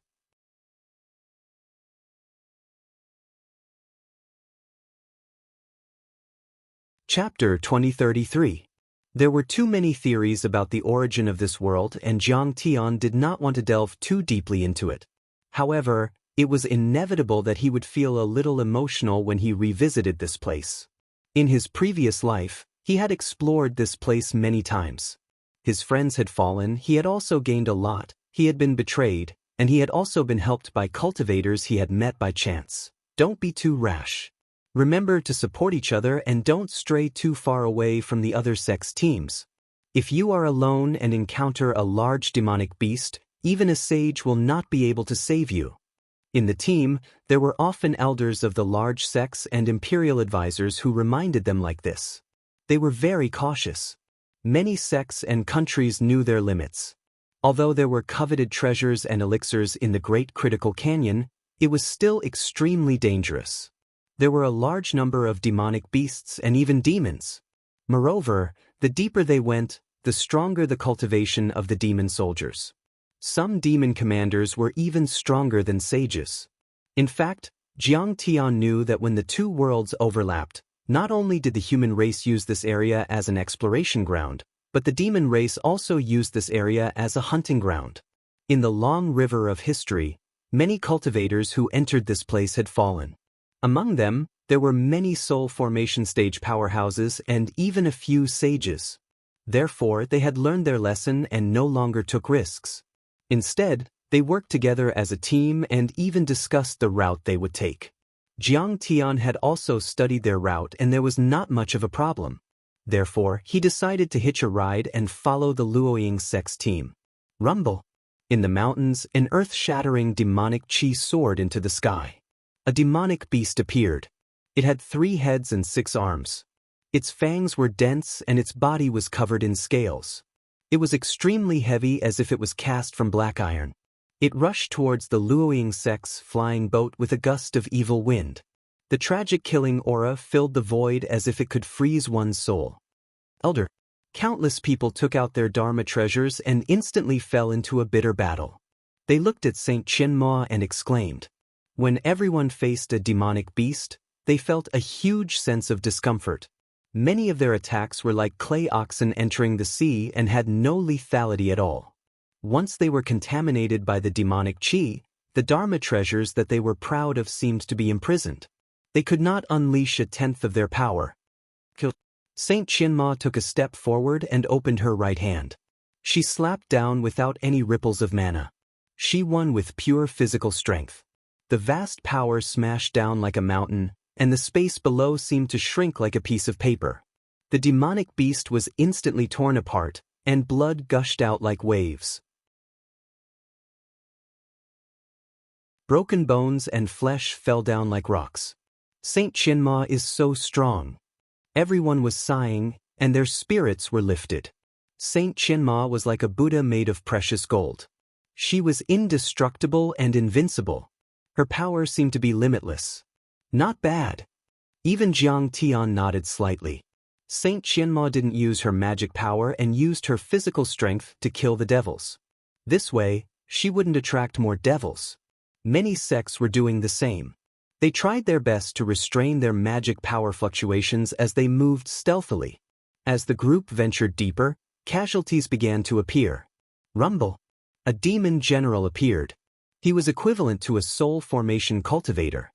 He rode a nether demon horse and charged into a medium-sized sect with a halberd in his hand. The demon general had a strong physical body and was extremely powerful in close combat. His Dharma laws could corrupt and erode human Dharma laws, which was something that the cultivators on the continent couldn't compare to. He slashed out with his halberd and destroyed all the lives within 10 miles. The cultivators of that sect died like rain. Even though a few saints and soul formation overlords arrived right after, he immediately ran 1,000 miles away and retreated calmly. Even a soul formation grand cultivator died under his halberd. Everyone was terrified. At first, there was only one, but more and more demon generals appeared. They tore through the line of defense and attacked the exploration team. Every Soul Formation Realm Demon General would lead more than a dozen nascent Soul Realm demons. Some small and medium-sized sects began to suffer large-scale casualties. That's terrifying. The fiends are so cruel. They didn't leave a single one alive. I don't know if it's a wise choice to join this expedition in the canyon. People watched their friends die one after another, and some even had their sects destroyed. One could imagine the psychological impact it brought. But in a short period of time, there was also a lot of good news. Many sects and countries had gained a lot and felt the joy of the harvest. The sect master of the Flying Phoenix sect picked a 1,000-year-old breeze pill fruit. There were cheers. This kind of pill fruit could be refined into a divine medicine that could extend one's life and break through the shackles of cultivation, extending one's lifespan by 3,000 years. The treasure-gathering sect joined forces with the other sects and countries and hunted down a soul formation demon beast for 3,000 miles. They shared its blood and demon seed. Of course, there were also sects and countries that killed demon beasts and obtained resources. The fiends couldn't eat it directly, but after purifying it with special methods, it had unexpected benefits for their cultivation. The Qishan sect dug 100,000 feet into a demon ridge and found a piece of Emperor Wen iron that weighed 10,000 kilograms. There were also sects that obtained a piece of Great Dao treasure metal that could be used to refine Dao weapons. It was very rare and priceless. That wasn't much. In fact, this space fragment used to be the human-demon battlefield. Countless grand cultivators of the fiend race and the demon race had died here countless years ago. Of course, there were also many Dharma treasure fragments and remains. These things were even more precious. Fragments of saint weapons, defensive treasures, Daoist armor and battle boots, spiritual pills and precious medicines, beast bones and Dao marrow. Everyone had different gains, more or less. These gains made everyone's fear of retreating dissipate by more than half. Everyone's spirits were lifted and their minds were firm. At this moment, the critical canyon had become a feast. Not only for the human cultivators of the Saint Origin world, but also for the fiend race. The fiend race had also begun to wipe out the human race and counterattack each other. The smell of blood filled the air and filled the air. Shouts and roars rose and fell one after another. From time to time, there would be good news of finding treasures, but there would also be bad news that stimulated people's nerves. However, sacred grounds, divine sects, and other powerful countries were often invincible due to their strength. Their gains were enough to make many forces jealous. For example, the Ancient Medicine Palace, Luoying Sect, Nine Mysteries Sect, Heavenly Luo Sect, Thunderyang Sect and Black Moon Empire. The Yuchang Emperor killed a half-saint multi-eyed golden-scaled demon beast. On the early morning of the 5th day, an exciting piece of news arrived, which made the entire human exploration team burst into cheers. The eyes of this demon beast could be refined into a saint weapon. It could interfere with the opponent's mind and was very lethal. A half-saint multi-eyed golden-scaled demon beast. Even an ancient saint would have a hard time dealing with it. The Yuchang Emperor killed it alone. Countless cultivators gasped when they heard this, and they were extremely shocked and moved. The cavalry led by the Yuchang Emperor completed the Emperor Ming's Demon Buster formation. They trapped the demon beast for 3 days and 3 nights and finally killed it. A cultivator who witnessed it told the truth. A half-saint demonic beast. Even a saint would have a slim chance of winning against it. They would have to be cautious and even avoid it. After all, the Yuchang Emperor was a new emperor who had just reached the half-saint realm. It was really admirable that he could achieve such a result. Emperor Ming's Demon Buster formation. Everyone was moved when they heard the news. Especially Mou Lin Yang and the others from the Eastern Empire. They had mixed feelings. This formation was known as the formation that protected the Black Moon Empire. It was created by the founder of the empire. In the long history of the empire, it had shown extraordinary splendor and killed 3 saints. It also made the Eastern Empire suffer a lot. However, 1,000 years ago, this formation was lost because of the civil war. It had been lost for many years and could not be rearranged. Unexpectedly, the Achang Emperor and the Iron Hand Saint had restored it.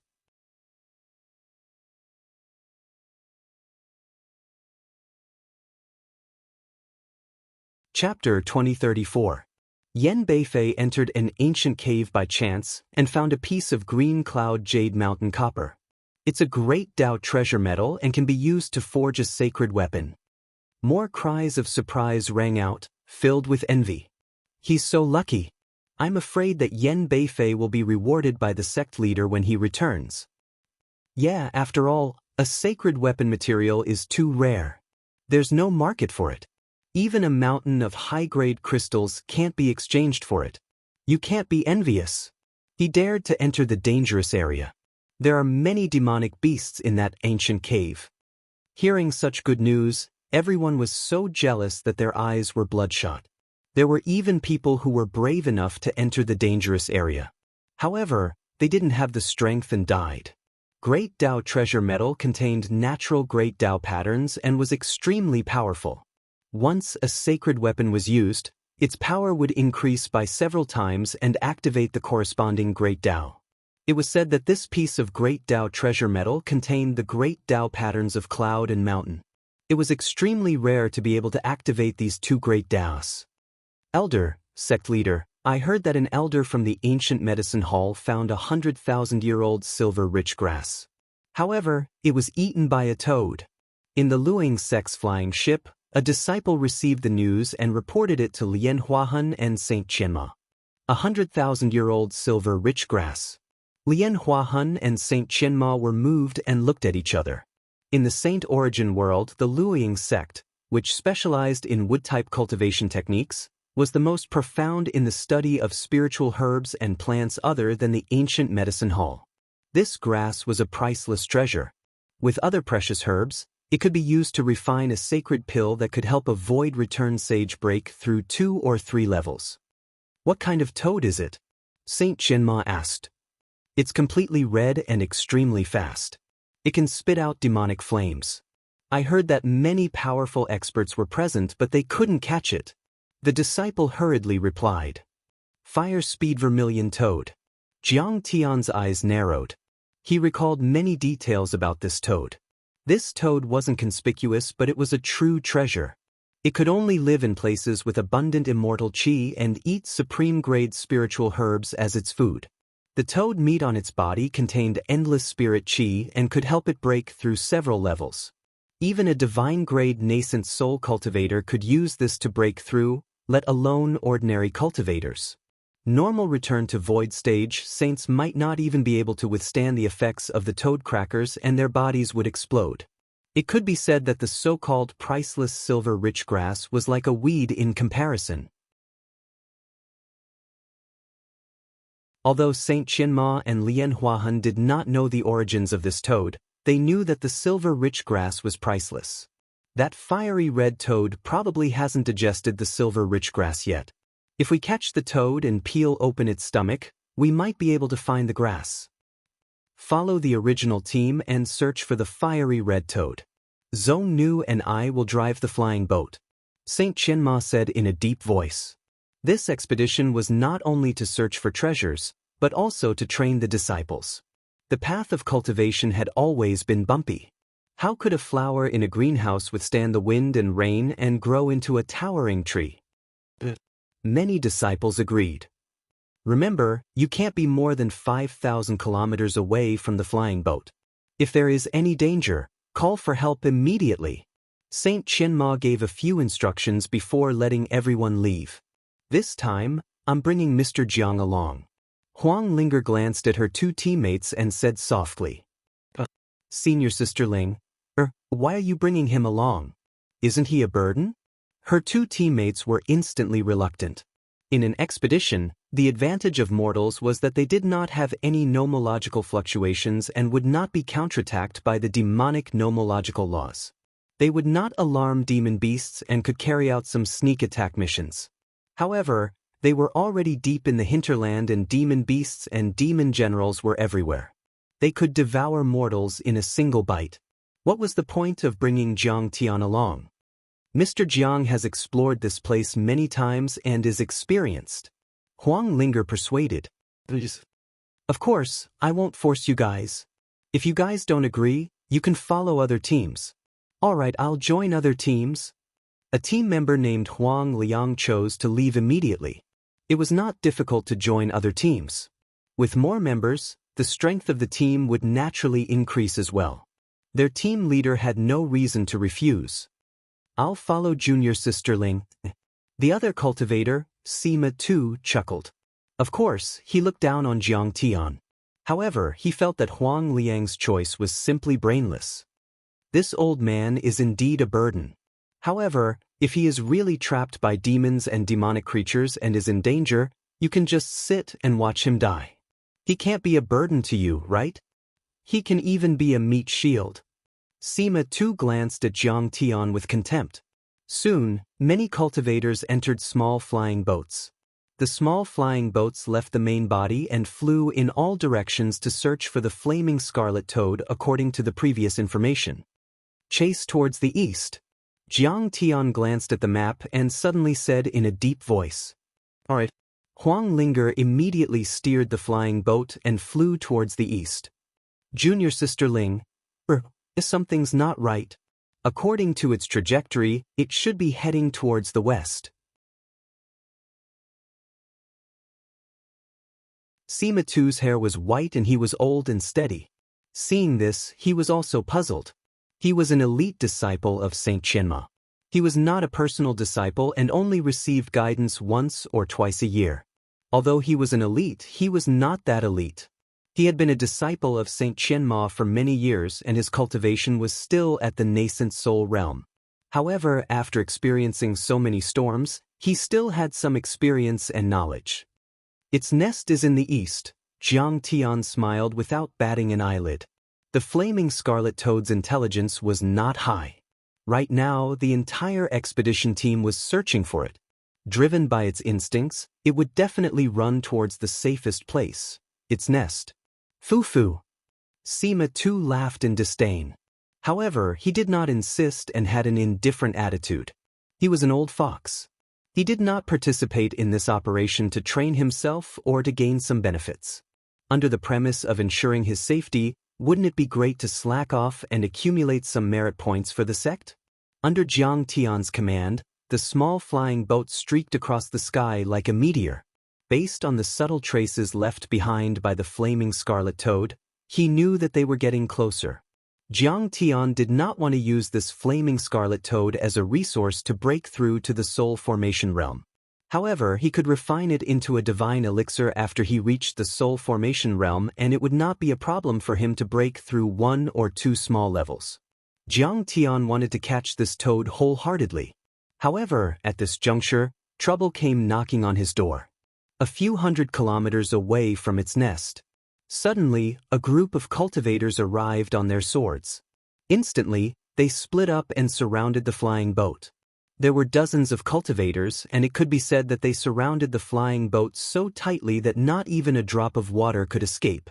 It's the Heaven Net Sword formation of Heaven Luo sect. When they saw the group of cultivators attacking, many nearby cultivators revealed nervous expressions. It's Yen Beifei of Heaven Luo sect.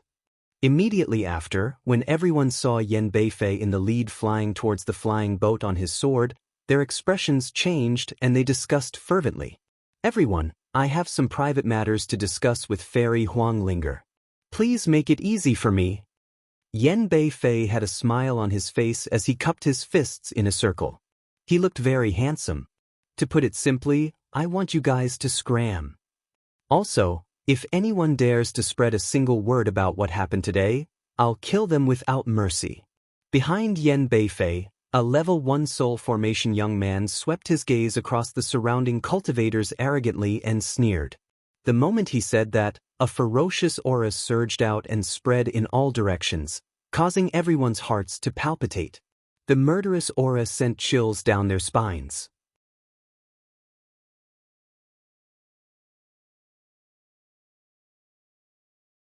Chapter 2035. This is Yen Beifei's junior brother, Xianxia. He's very arrogant and ruthless. Once, because the cloud-stepping sect master looked at him, he single-handedly killed more than 300 people from the cloud-stepping sect. Blood flowed like a river. Not a single chicken or dog was spared. He's a living king of hell. We can't afford to offend him. Retreat, retreat. I heard that Huang Lin rejected Yan Beifei's marriage proposal. Now that she's been stopped, I'm afraid she's in trouble. Immediately, all the surrounding cultivators were frightened to the point that their hearts went cold. They fled in all directions like stray dogs, not daring to get into trouble. After all, Xianxia and Yan Beifei were both young geniuses who had reached the soul formation stage. Moreover, they had powerful backers and were disciples of the Tian Luo sect's deputy sect master, Yan Nanxian. They were not people they could afford to offend. In the blink of an eye, all the cultivators had left. Yan Beifei slowly flew to the front of the flying boat and smiled. Little sister Ling Er, it's a small world. I didn't think we'd meet again here. Huang Lin looked coldly at Yan Beifei and said indifferently, "Get out of the way. I'm not in the mood to chat with you." "Ha, little sister, you're fierce enough." Yan Beifei's face darkened, then he laughed. "But little sister, you might not know this, but I, Yan Beifei, like riding a fierce horse. Today, I'll grab your braid and whip the horse." Beside him, Sima too was so scared that his face turned pale and he trembled. "Fairy Ling Er, if you really can't do it, just give in. He's a soul formation genius and a holy god. His strength is equivalent to a normal half-sage. You won't lose out." Transmission Dharma artifacts and spiritual sense transmissions had all been cut off by their formation treasures. Yan Beifei was clearly trying to use force. However, Yan Beifei was also afraid of Lian Huahun and the Luing sect behind Huang Lin. After all, one had to look at the master before beating a dog. Moreover, Huang Lin was Lian Huahun's direct disciple. Therefore, Yan Beifei would not let the news spread. After getting intimate with her, he would definitely kill everyone, including himself. Huang Lin ignored him. Instead, she looked at Yan Beifei mockingly. "Not only are you ugly, but your heart is ugly as well. You are so ugly. Ha!" Yan Beifei was so angry that he laughed. He gritted his teeth and said, "What a sharp-tongued girl. Since you're so good at talking, I'll let you use your mouth to serve me later." Skylark smiled mischievously and said, "That's right. Senior brother, you can take your time chatting with your little lover. I'll take the brothers outside to keep watch for you." As he spoke, he waved his hand, and the dozens of disciples scattered. "Woman, come into my arms." Yan Beifei chuckled and extended his right hand towards Huang Lin. Rumble. A translucent, jade-like hand condensed in the air. It was over 10 meters wide, and it did not seem to be made of flesh and blood. Instead, it seemed to be completely composed of the laws and the Grand Tao. It was extremely dense and vast, and it seemed to blot out the sun. It completely enveloped Jiang Tian, Huang Lin, and Sima Tuesday, heaven's net palm. "Fairy Ling, just give in. What's more important than your life?" Sima Tu was so scared that he was about to cry. He tried to persuade her again. "Yan Beifei, you're courting death. What did your father teach you? A male dog? You're in heat everywhere." Huang Linger's face was cold and she did not speak. However, Jiang Tian sneered and narrowed his eyes at Yan Beifei. "Who told you to speak nonsense? You're just a servant. What right do you have to speak?" Seeing this, Sima Tu's heart was filled with despair. He wanted nothing more than to cover Jiang Tian's mouth. Yan Beifei was enraged. He laughed sinisterly. "Ha, I didn't expect a servant disciple to be so arrogant and dare to provoke me. I'm going to tear you to pieces. It's over. I must have had 8 lifetimes of bad luck to have such a stupid teammate." Sima Tu was pounding his chest and stamping his feet. He suddenly felt that Huang Liang, who had left the team earlier, was extremely wise. This odd job worker surnamed Jiang was not simply a burden. He was clearly a star of misfortune. When the giant palm was less than 100 meters away from the 3 of them, Sima too was in despair. He wanted to close his eyes to relieve the terrifying pressure and fear. Suddenly, he saw a dazzling light shoot out from the bow of the flying boat. That light was a blade light. It was extremely sharp and dazzling, like a bolt of lightning that pierced through the heavens and earth. Yan Beifei let out a miserable cry. The heaven's net palm, which was extremely tough and solid and could block the attacks of Dao soldiers, was cut in half at the wrist. Countless drops of divine blood splattered, dyeing the earth and sky red. Jiang Tian stepped out from where the blade light rose. He sneered and said, "How dare you blaspheme my woman? How is this possible?" At that moment, be it Yan Beifei or Sima Tu, all of them were dumbfounded. Their gazes of disbelief were focused on Jiang Tian at the same time. Jiang Tian's initially hunched back straightened suddenly. Instantly, he became as majestic as a mountain. His head of white hair turned black, leaving only 2 streaks of white on his temples. However, it made him look even more gloomy and profound. His initially murky eyes became clear and sharp instantly. His aura was oppressive. In an instant, he turned from an ordinary middle-aged man into a young man who stood proudly like a true god that had descended to the world. So, it's a big shot who hid his strength. Sima Tu's eyeballs almost popped out in disbelief. In reality, there were too many cultivators who hid their trump cards and cultivation levels. It was not surprising at all. Sima Tu was also experienced and could more or less tell. However, it was definitely the first time he had seen someone like Jiang Tian who was completely like an ordinary person with both body and spirit. There were no traces of a cultivator at all. Damn it! How dare an ant like you injure me? Yan Beifei was completely enraged. He did not use his full strength earlier on. It was merely a casual attack from his Dharma power. It was merely a golden core dermic art. However, Jiang Tian's saber swept through the heavens and destroyed his Dharma power. For a paragon like him, this was a huge humiliation. A mere servant with a mere nascent soul cultivation. How could he injure me if he didn't rely on a Dao weapon? Yan Beifei's gaze landed on Jiang Tian's hands. When he saw that the latter was wielding a black saber, he could not help but reveal a look of disdain. The saber was black and oddly shaped like the scythe of the Grim Reaper. Layers of scales shone on it. It was forged countless times. So, it's a Dao weapon. He didn't injure Yan Beifei with his own strength? Sima Tu was enlightened. However, even if Jiang Tian relied on a Dao weapon to injure him, Sima Tu was still shocked by his cultivation and guts. One had to be at the nascent soul realm to be able to use a Dao weapon. Furthermore, this lad was way too daring. Sima Tu knew that even if he carried a Dao weapon, he would not dare to resist at all. After all, the suppression of one's cultivation was no joke. Whoosh! Jiang Tian did not even wait for Yan Beifei to attack. His body swayed and he traversed dozens of miles in a flash, arriving in front of Yan Beifei. His movement technique was unbelievably fast. What? Yan Beifei was shocked. Even the pores on Jiang Tian's face could be seen clearly. His gaze was cold and emotionless. He had never seen a nascent soul cultivator who was so fast in his life. He had completely ignored the existence of space.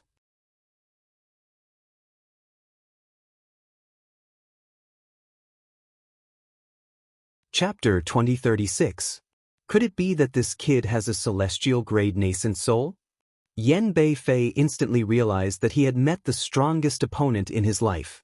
The vigilance in his heart instantly soared to the extreme, and his potential was stimulated to the limit. Kill! With a furious roar, Yan Beifei's eyes widened as he unleashed all his cultivation. Boom! His divine treasures rumbled, and the god in his body opened his eyes, which shone like giant lamps. His aura rose steadily until it reached the 3rd level of the soul formation realm. Countless sage-grade laws and great Daoists appeared around him, turning into attacks that blasted toward Jiang Tian. He stepped into the void, and his body swayed like a fish in the water or an eagle in the sky. He used a physical technique to dodge Jiang Tian's attack. At the same time, a flying sword flew out of his storage ring and pierced through the air toward Jiang Tian's spirit embryo. His Daoist robes fluttered, and his hairpin, waist token, thumb ring, bracelet, and other protective Dharma treasures shone brightly. Light filled the sky, and in an instant, 13 layers of protective shields were formed. Yan Beifei's cultivation was very solid, and he had rich combat experience. His reaction was both offensive and defensive, which dazzled Sima Tuesday. He sighed. Fellow Daoist Jiang is also a talent, but the opponent he met today is too strong. He must be killed in one strike. There can't be a second strike. Even Huang Linger was sweating for Jiang Tian, and her gaze was extremely nervous. Although she had heard of Jiang Tian's deeds in the Eastern Empire, his valiant battle record, and his fierce reputation, she had never seen it with her own eyes. Moreover, what Jiang Tian wanted to do now was to kill in one strike. After all, Skylark and the others were not far away. Once Yan Beifei sent out a message, a large number of Tian Luo sect's reinforcements would immediately arrive. Jiang Tian's plan to hide his cultivation and identity would definitely be exposed. In fact, she was worrying too much. Jiang Tian's mysterious art of deceiving heaven and earth had already reached an unimaginable level, and he had already isolated everything here. "You're just an ant." Jiang Tian snorted. He did not even use the strange knife in his hand. He just casually pointed at Yan Beifei's chest and divine treasures. A beam of light intertwined with darkness and brightness shot out in an instant. The chaos was mixed with countless rays of true thunder that could destroy all things. It was full of chaos, disorder, and vitality, but it also carried the overbearing power of the god of destruction. Hongming's god-slaying finger. This was a technique that could only be mastered after reaching the god realm. It was no longer a technique of the immortal realm. They were supreme, powerful, and capable of exterminating all gods. Jiang Tian was using it with a divine-grade nascent soul, but it was like a 3-year-old kid shooting randomly with a machine gun, yet he was still able to kill a tiger. Rumble! At that moment, this ray of light annihilated space and even stopped time. Countless mysterious runes were engraved on it, and they revolved around it. Divine lightning with green radiance appeared out of nowhere, and like the fingers of an ancient god, it easily pierced through the 13 layers of protective light shields, corporeal body, and divine treasures to reach the god. After that, under Yan Beifei's roar of disbelief, the god's eyes suddenly dimmed. A hole appeared in his chest. With that hole as the core, cracks spread out like a spider web. In an instant, it covered the entire god and his divine treasures. The next moment, Yan Beifei's entire body suddenly exploded. Divine blood splashed everywhere, dyeing the ground and the sky red. Even his divine soul did not manage to escape. It was crushed by Hongming's god-slaying finger easily. In the truest sense of the word, he had perished. Even before he died, Yan Beifei's eyes were still wide open and his face was filled with shock. He could not believe that such a servant could be so powerful. After killing Yan Beifei, Jiang Tian felt much better. After all, he was the son of his master in his previous life, and he often humiliated him. The Lin Yang family was destroyed and his hands were stained with blood. Jiang Tian hated him deeply. Now, he had finally taken his revenge. This is too terrifying. He killed a soul formation cultivator with one finger. Sima too was so scared that his whole body trembled. He looked at Jiang Tian with reverence, like a mortal seeing a real god. Jiang Tian was not in a hurry. His face was calm. If anyone asks, just say that a group of demonic beasts surrounded Yan Beifei and killed him. The demonic aura was too strong, and you could not see what the demonic beasts looked like. With that, he pointed again. The hell-suppressing demon god appeared in a flash and swallowed half of the severed limbs, leaving huge traces of battle on the ground. Its demonic laws lingered on the severed limbs. I understand. Sima too was so scared that his body trembled slightly. He bowed deeply, no longer having any arrogance or disrespect on his face. After doing all this, Jiang Tian stepped into the flying boat. His body bent down again, and he turned back into that decadent, stupid, and slow middle-aged mortal without any sharpness to speak of. What happened? Skylark had also sensed Yen Beifei's death through the extinguishing of the soul tablet and had rushed over as fast as lightning. My senior brother? Where is he? At this time, Skylark saw the blood all over the ground and had a bad premonition. She stared at everyone with gloomy eyes and asked bitterly, "Demon, there's a demon." Wang Lin was so scared that she was trembling. Her face was pale, which was in line with her newcomer exploring the canyon for the first time persona. Her acting skills are really skillful. She has reached the highest level without any traces of acting. Jiang Tian looked at all of this speechlessly. The cultivation world was really too good at training people. Wang Lin was such a simple and even cute person. However, after experiencing the trials and hardships here, she grew up quickly. Reporting to fellow Daoist Skylark, not long after you left, many demon generals drilled out from the ground and 8 fellow Daoist Yen Beifei. Sima Tu's acting skills were also good. His face was pale and he was trembling. He even shed fake tears. How could it be so coincidental? We just left a few seconds ago, and demon generals appeared? How did my senior brother die? Tell me the truth. Skylark wasn't lacking in vigilance. He was angry, but he didn't dare to interrogate them. Flying swords with terrifying hostility surrounded Wang Lin and the others, as if they would be strangled to death in the next moment. He was killed by a demon general. Wang Lin said angrily, "I have already sent a message to Saint Qianma. If you have the guts, kill me." "Do you really think I don't dare to kill you?"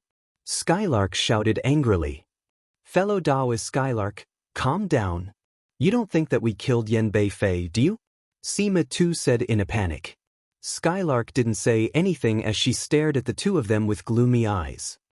Little Ku and Huang Linger are both at the nascent soul stage. Moreover, Huang Linger is at the 9th stage while Little Ku is only at the 8th stage. How could we have the ability to hurt Yen Beifei? Sima Tu said anxiously. Did he really die at the hands of a demon general? Skylark was helpless to the extreme. After all, what Skylark said made sense. It was impossible for them to rely on their cultivation. Even if they had a holy weapon in their hands, they wouldn't be able to use it. After all, they were only at the nascent soul stage. I'm too unlucky. He was really depressed to the extreme and could only quickly report it to his master, Yen Nancian. After all, he was with Yen Beifei. Now that Yen Beifei was dead and he was fine, what would his master think? Even if he didn't have much responsibility. However, Yen Nancian would definitely vent his anger on him. It was obvious that his future in the Tianluo sect had come to an end. A moment later, Saint Qianma and Lian Huahun arrived on a large flying ship. At this time, Skylark was still leading a group of fellow disciples to surround Huang Linger and protect the scene. They were all wearing sharp armor and were full of killing intent. "Skylark, get out of my way." When Saint Qianma saw this, her face was filled with rage as she roared loudly.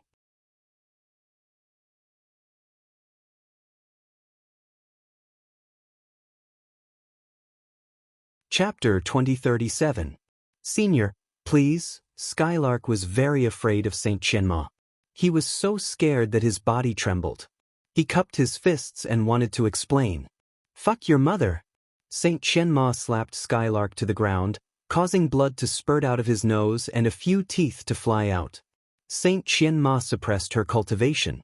Otherwise, Skylark would have turned into ashes with that slap. It wasn't very harmful to Skylark, but it was extremely insulting. Just a moment ago, he was high and mighty and ordered the other cultivators to leave like a god. But now, he was worse than a dog in front of a saint. Saint Qianma sternly shouted, "You said that my disciple killed someone. Do you have evidence?" Without the slightest evidence, you dare to force him to stay. What are you trying to do? Do you want to start a war with my sect? Is it because I have always been kind to others and have never used my cultivation to suppress others? Do you think that I am easy to bully? Do you think that my Luoying sect is easy to bully? Disciple doesn't dare. Skylark was so scared that he trembled. The other disciples were so scared that they all took a few steps back. At this moment, Yan Nanxian and Zhao Feifei, who had received the message, also arrived. Yan Nanxian looked at the bloodstains and broken limbs on the ground in horror and said sadly, What is going on? How did he die all of a sudden? Master, blame disciple for not protecting you well. Senior brother was besieged and killed by the demon generals. Disciple is in so much pain that I want to commit suicide to apologize to the world. Skylark wailed in grief.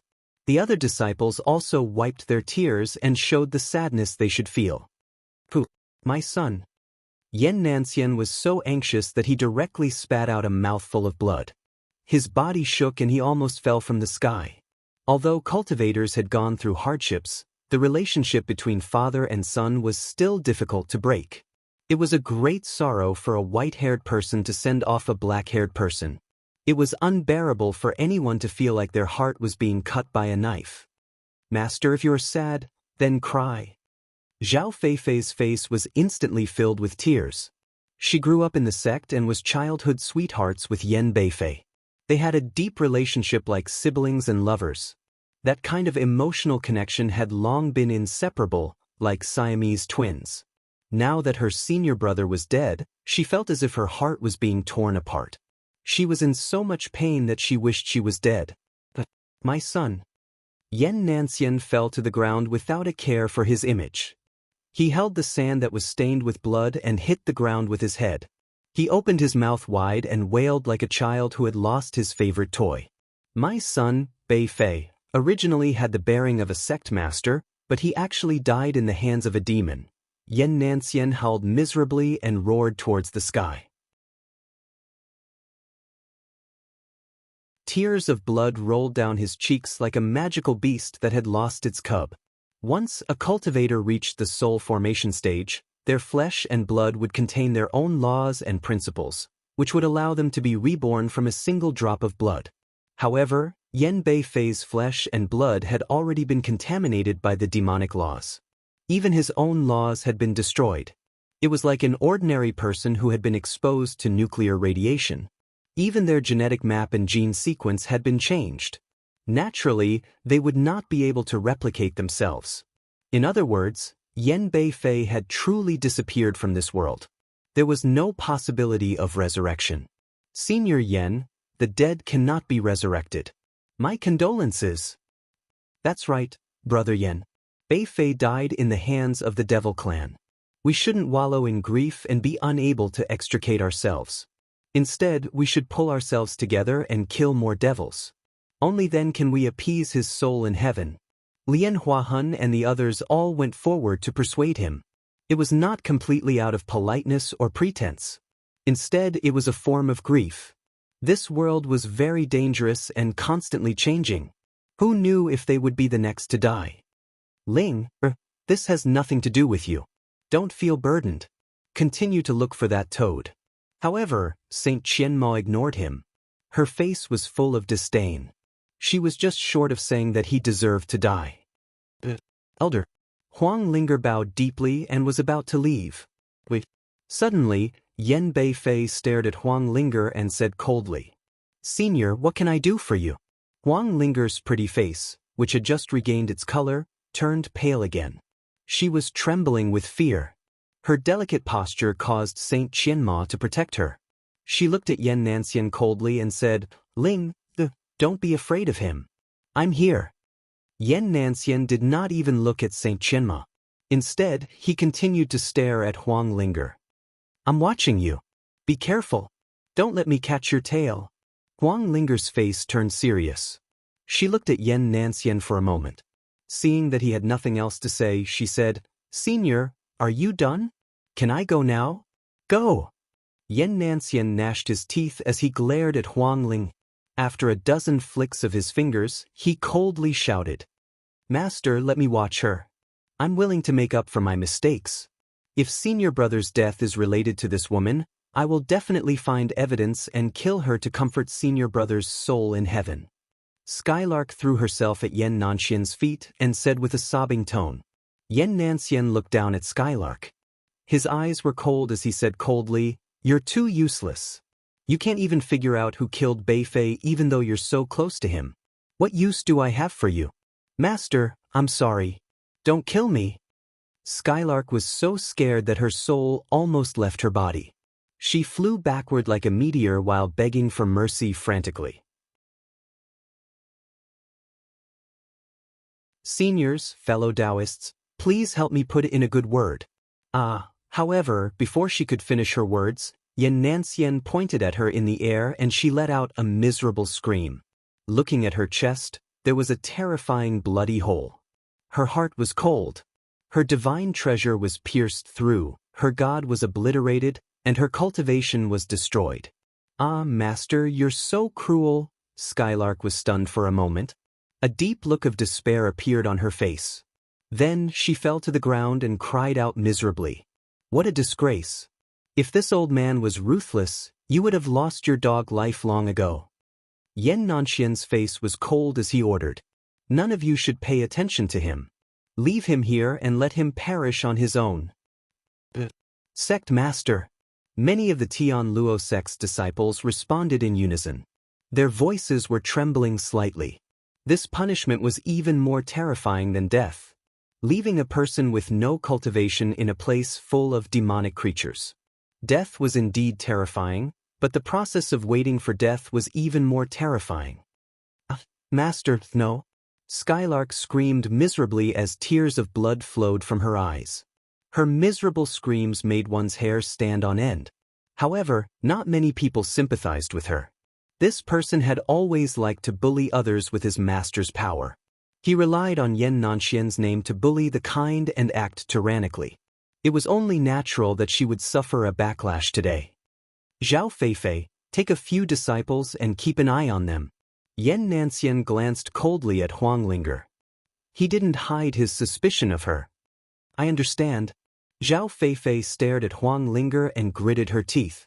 Her beautiful eyes were filled with murderous intent and her gaze was extremely cold.